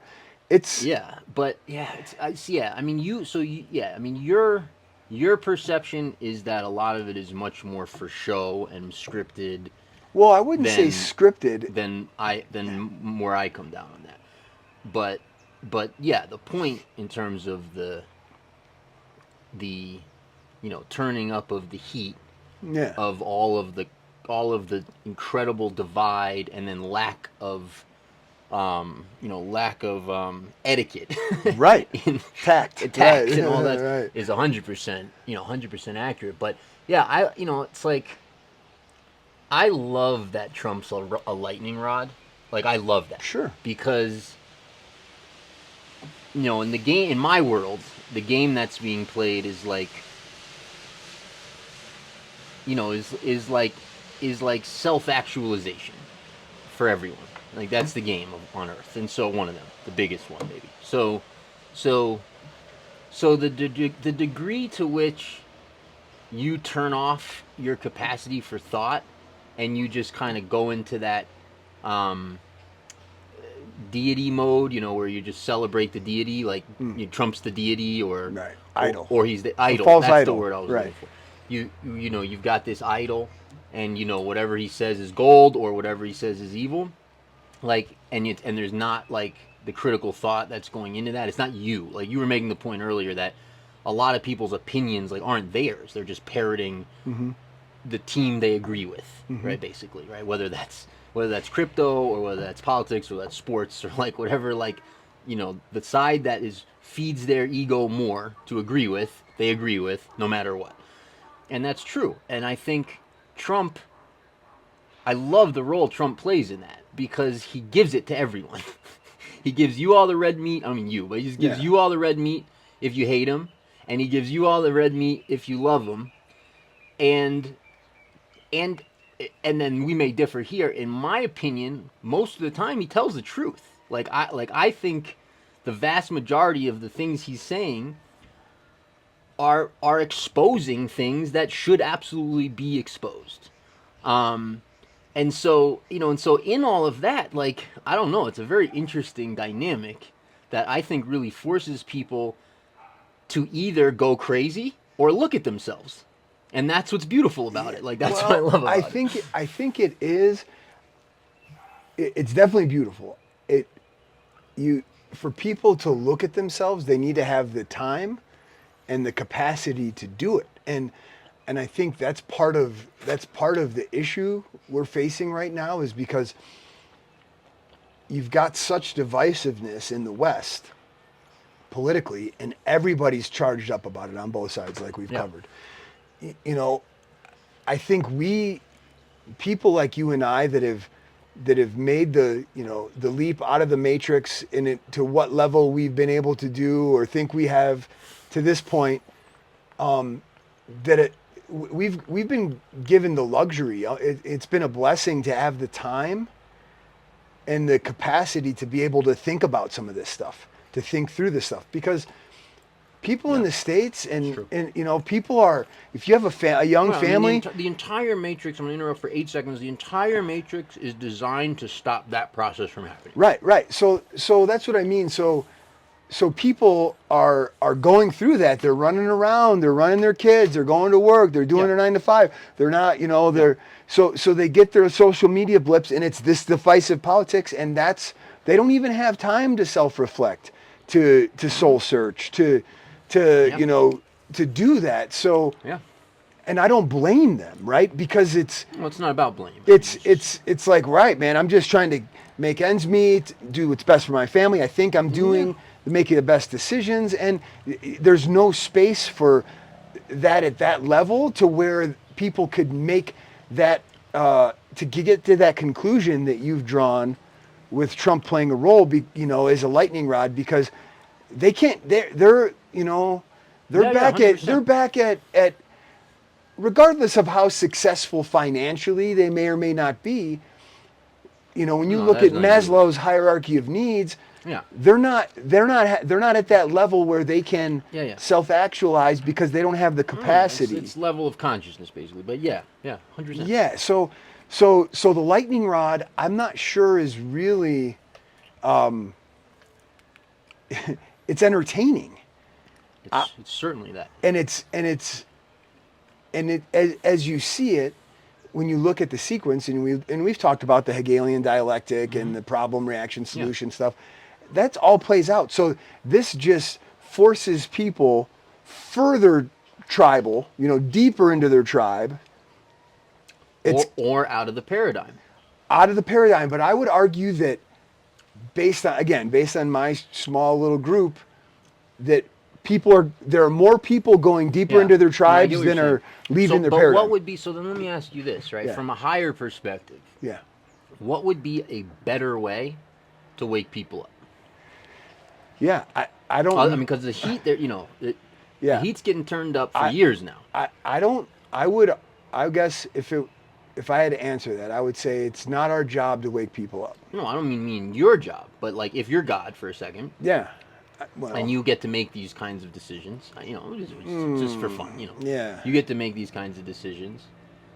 Because again, people have free will, they have choice. You can't choose it for them, even as God. Like even as God, you don't. You've given your underlings, free will. Free will. And so screw up as much as you want. Screw up as much as you want and experience the consequences, right? So we've gone pretty off track. Like we've gone pretty far, in my opinion. Like we've gone pretty far down a pretty ugly road, right? If you look at Earth, we've got people starving to death. We've got war. We've got jealousy and hatred and Team A and Team B, and one side hates the other side, and you've got nothing but like judgment and ugliness. People are very selfish in general, and like literally, we will murder one another over in the name of like we don't even know what, right? So we've gone pretty far down that track of like me and I and F you and like there's one sandwich and there's two of us. We'll see, right? We've gone pretty far down that road, and so if you're, if you're in a place and they have, you have free will, you can't make the decision for them. They got to come to the conclusion themselves. They got to figure it out themselves. What better way, like from my perspective, what better way than to just continually turn up the heat and make the delusion that they have to tell themselves to stay asleep get bigger and bigger and bigger and bigger and bigger. I don't even know how else you would even do it. Like I don't even know how else you would get people like from the current on their own, to wake up. It's like the only way. And so that's how I look at it. So I'm not sure that. Yeah, it goes like a deeper question, to souls and do souls return or not, and what you believe on that, and do you have one life as a soul, here or not? Yeah. Right. I mean, all that really does is lengthen the timeline if you believe in reincarnation. Well, right. I mean, but if you blow it, if you shorten the time frame enough, then what's the point? Like, I don't know. Yeah. There's got to be. Well, right. Which is one of the right. Yeah. So, right. Which is also, if you want to get really crazy with it, I think it's I think our lifespans as human beings have been shortened as well dramatically. And I think we've, There's argument of that. yeah, There's, this like 60 to 100 year lifespan, I don't, is I think actually has been shortened for the reason you just brought up. Could be Nefariously. Yeah. Like, yeah. And I mean, there's so many ancient texts. Bible's got people 500, 800,000 year old people. And I think that was the case. Right. Right? And then you've had a cycle where, you have shorter lifespans and then they start climbing back up. And you look at, there's places in the world right now that lifespans are increasing. You know where one of them isn't? U.S. The U.S. Yeah. You know what I believe the number one driver of that is community, man. Yeah, dude. It's community. It's huge, right? Community. Which is another thing, right? If you look at the Matrix and all the traps and all the stuff, it's like one of the main like tenets over themes, of that agenda is to not have people have community. Mm-hmm. It's to like take the human connection out. Yep. So you don't rely on your neighbors, and you don't rely on your parents, and you don't rely on your family and your kids, and you're this and you're that and you're this and you're that club and you're this club and you're social this and social that, and you destroy those bonds, and then people feel isolated, alone, depressed, sad, afraid, all this kind of shit. And then when the government comes in with their bright ideas, it's just you. Right. It's not you and your whole community that gets to like sit down and be like, no, this is, or this is great, or whatever. It's you. And so what are you gonna do? And so you feel small, you feel helpless, and that's like a big piece of what's happening. And you see that that's happening like without a lot of like the negative aspects that you were talking about with there's one sandwich and there's two of us, and that's like the negative side of tribalism.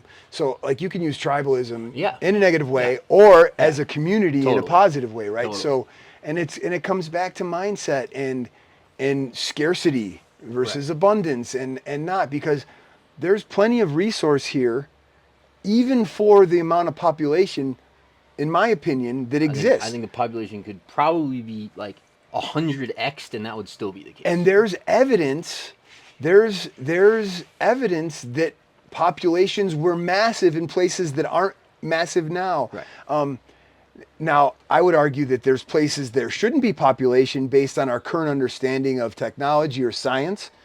Like it doesn't really make sense right now based on at least my understanding of energy production and science that's commercially available and food production and all that we should have large populations in the middle of a freaking desert.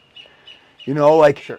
That's already... Yeah, that gets into the kind of going against God sort of ideas. Right, and it's right. And there are resources that, at least based on my understanding, are relatively scarce. So it doesn't God's not giving you the sign, hey, right. There's tons of resources, lots of people should be here, right? And finding that balance with nature and other beings and other species and animals and blah blah blah. Yes, it's complicated. I'm not saying like, oh, everybody should just be in the rainforest. Everybody should be, in the fields and but when you think about community and tribes, like small tribes, there's enough. It's the problem that we've seen throughout history is when tribes decide, or men decide they want to play God, mm-hmm. and take away other people's free will because they know best and they know better, or get them basically to agree to have their free will taken away. Right, really, yeah. That's kind of how it goes. Right, yeah. Conquer it, right? So when you have a small tribe and community that's taking care of itself, that's growing organically because as long as it's growing organically in a way where there's sustainable resources, you don't see problems historically in tribes and communities they've done like all that. Those experiments with rats and stuff, it proves out the same way every time. Right. Yeah.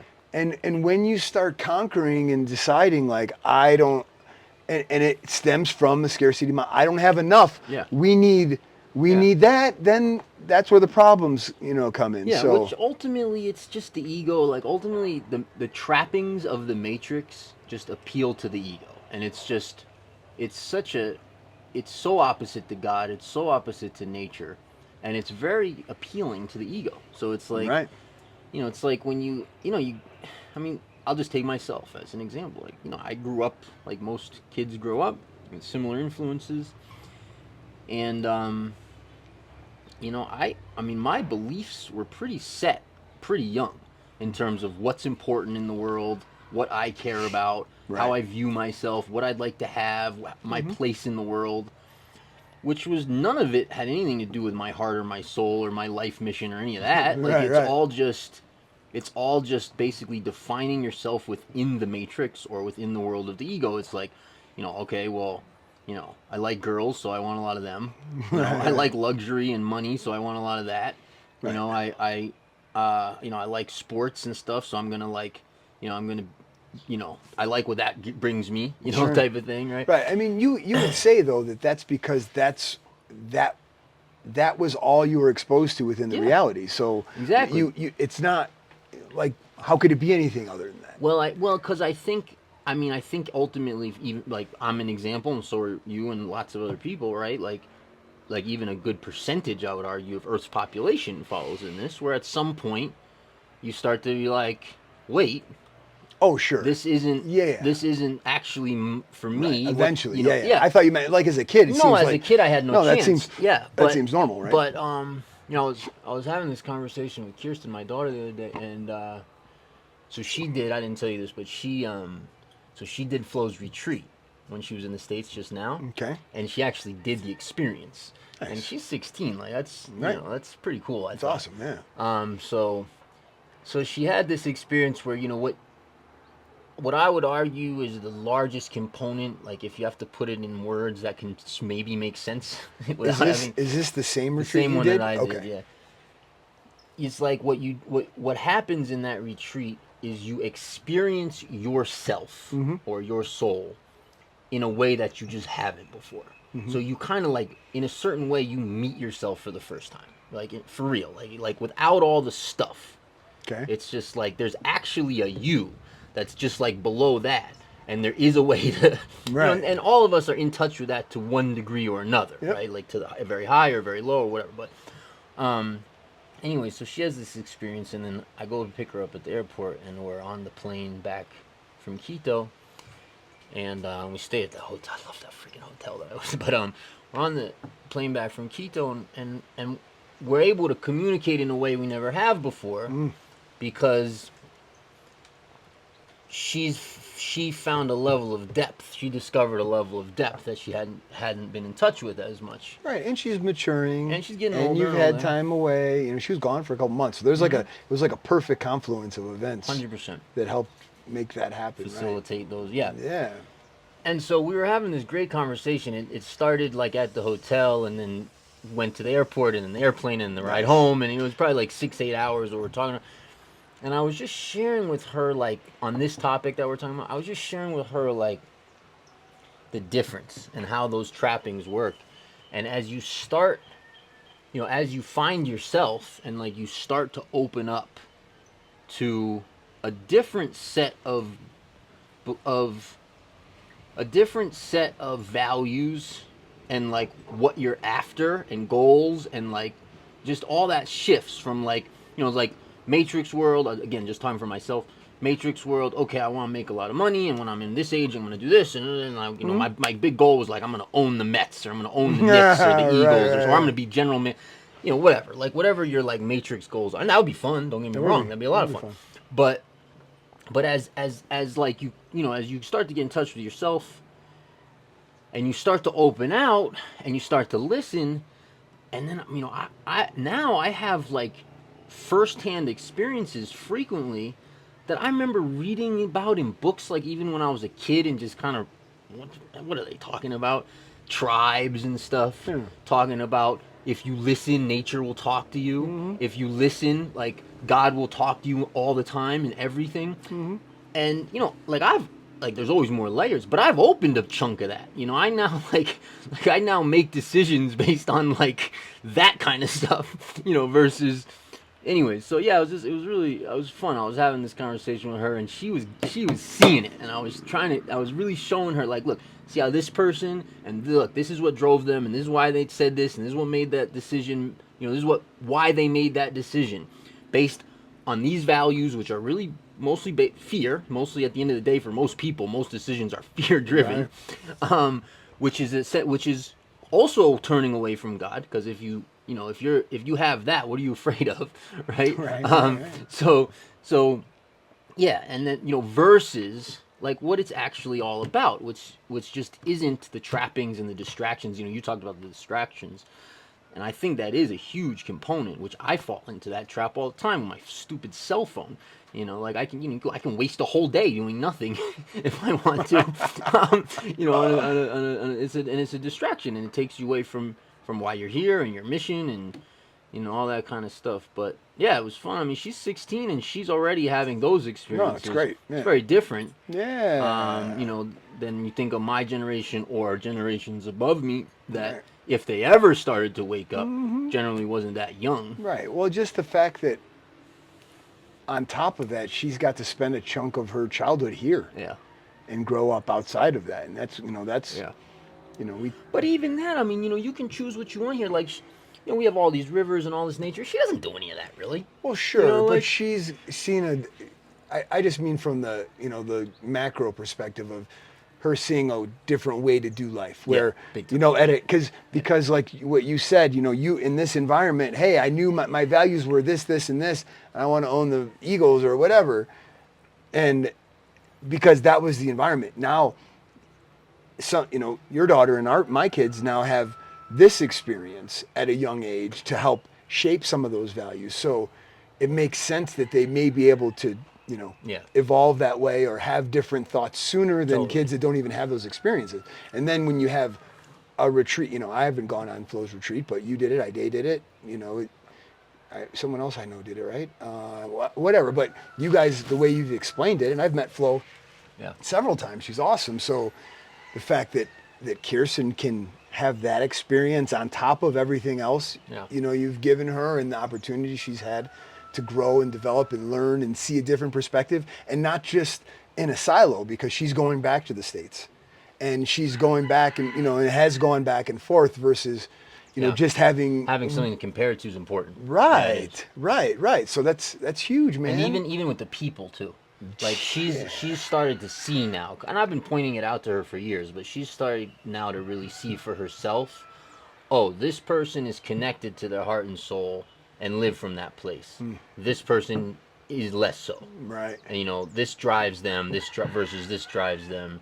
When you start to not just see that but feel it, which Right. I'm seeing now, she is. It's good. It's good because Yeah. it makes just makes the journey easier because you have less. If you go too far that way and you have to get back here, Yeah. that's Tough. difficult. Yeah.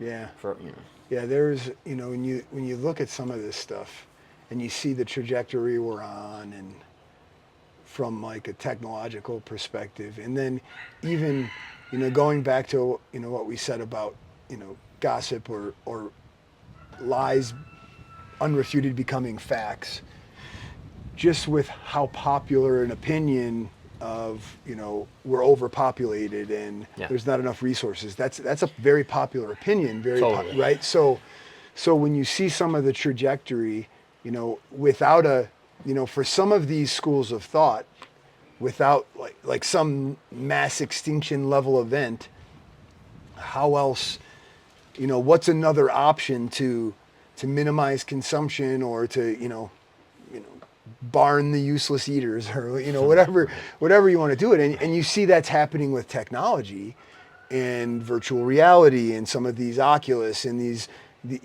some of these it's unbelievable. Yeah.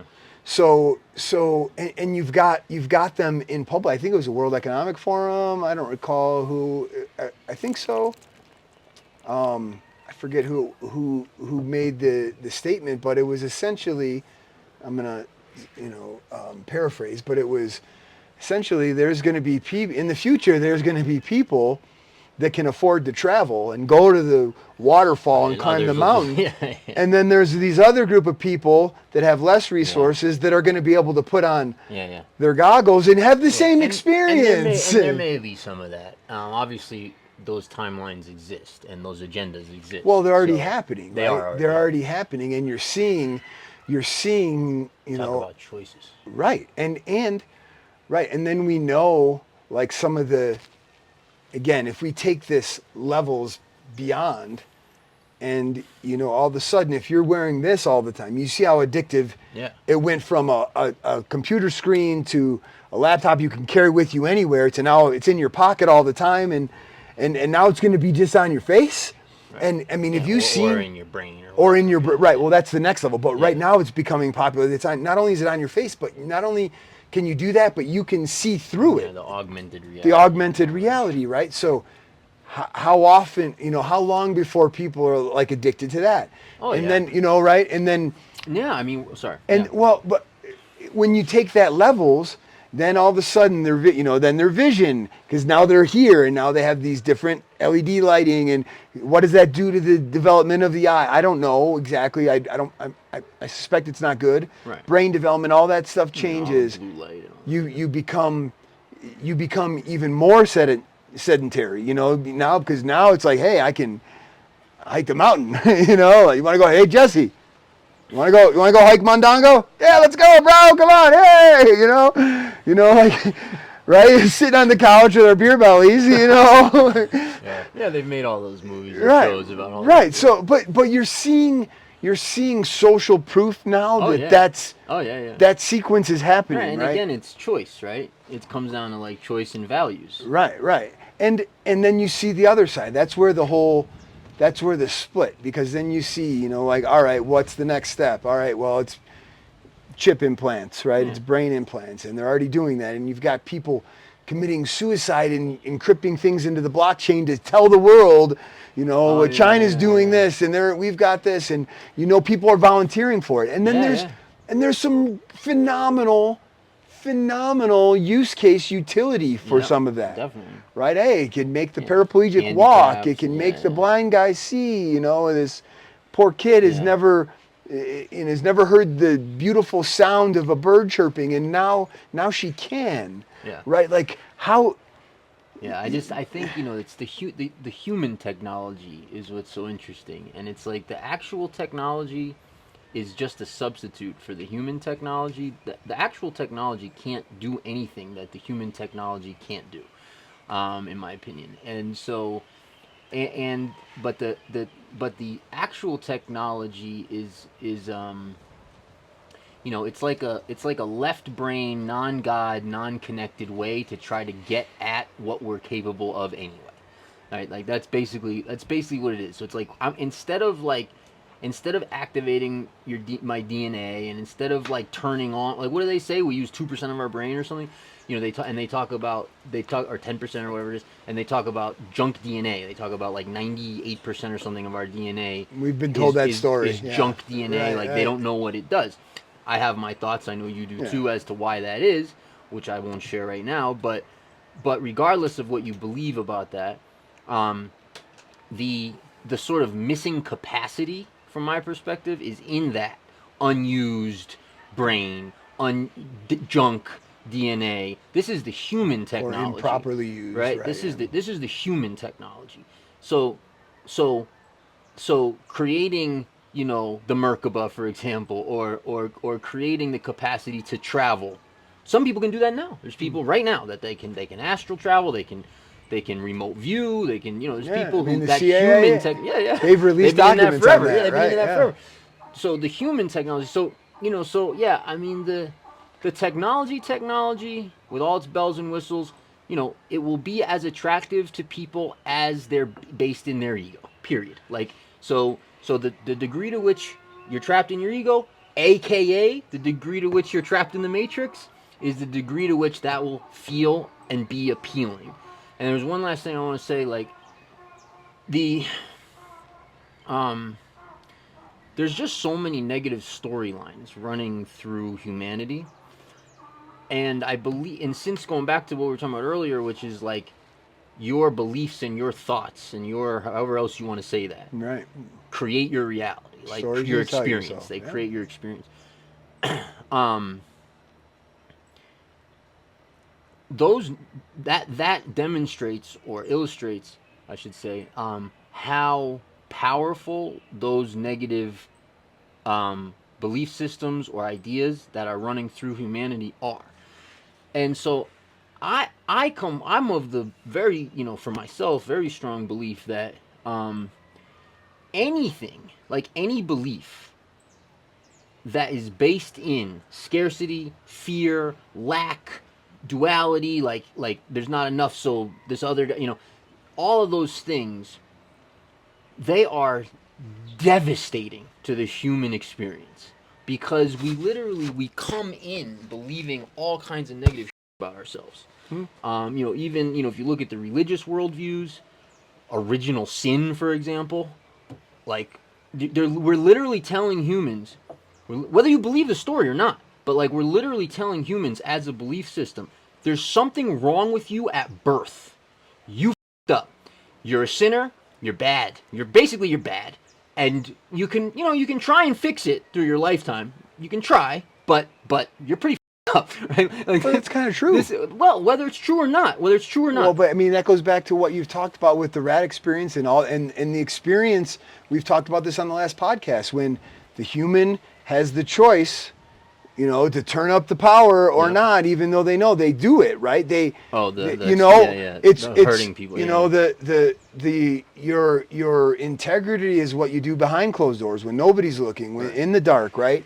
So you've seen they've done tons of experiences with this, with kids, so it doesn't matter. At some point, the kid's going to take all of the candies off the table when nobody's looking, and leave none for nobody else, because inherently that's how we're designed. There's that exists in all of us, for sure. Right. Yeah. So that's what I think. That I don't think.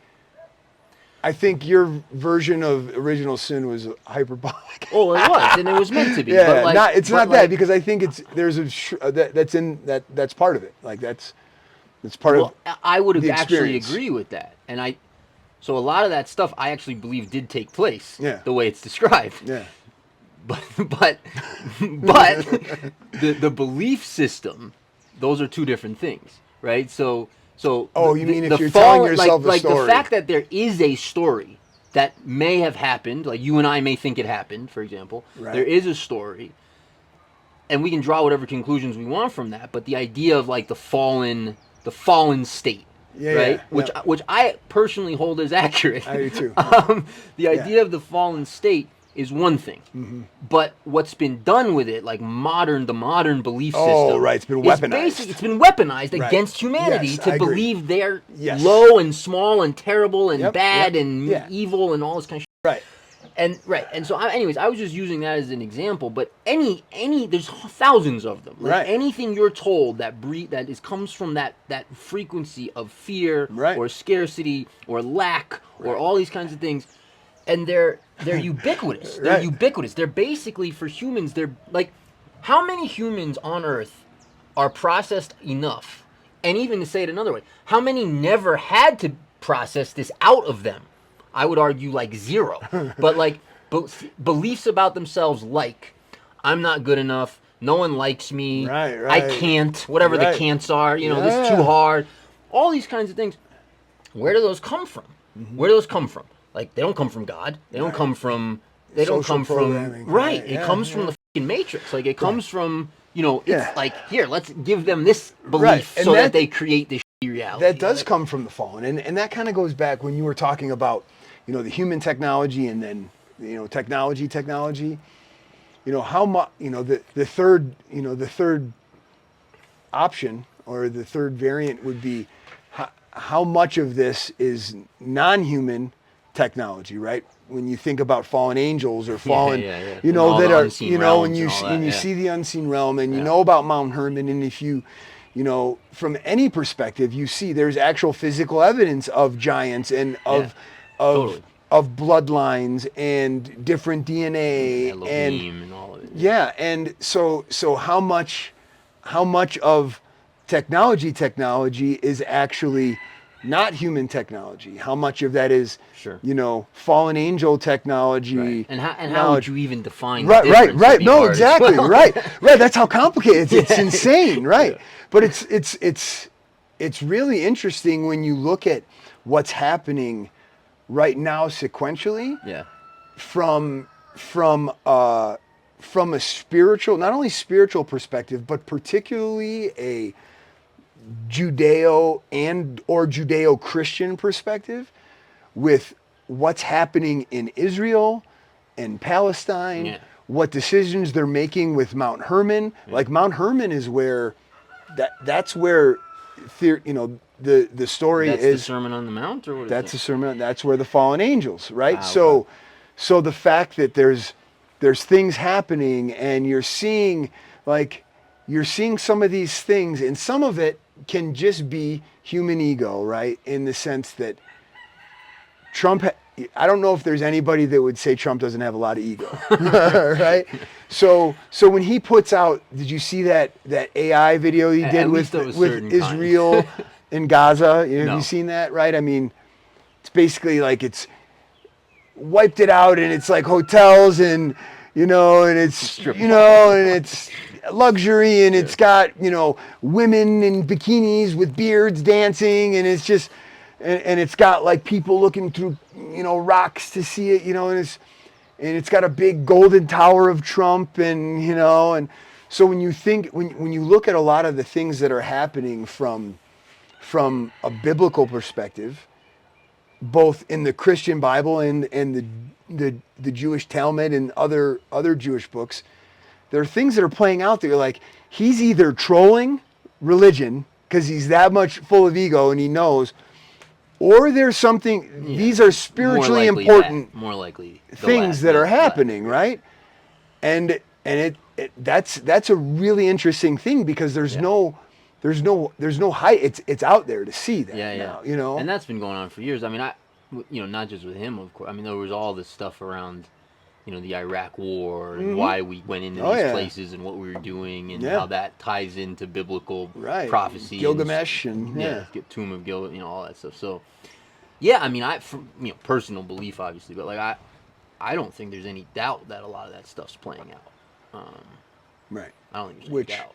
I mean, if that's playing out that way, then transhumanism, that does relate, and the chip in the what is Elon's chip called? Neuralink. Yeah. It's not a stretch to suggest that that's related to passages in Revelation and and all that stuff. So no question. I mean, I think we're in this time where the prophecies, like all of them, biblical or not, are playing out. Right. It's amazing. I mean, beautiful time to be alive. On that note, I'm gonna cough. You make it? I don't know. Well, welcome back to the Ecuador Insider Podcast. Jesse, Brandon. Hey guys, thanks for watching. Subscribe to our channel here. For real estate videos, click here. For content you're gonna absolutely love, right here. And to find out how these crazy guys got to Ecuador, click right here.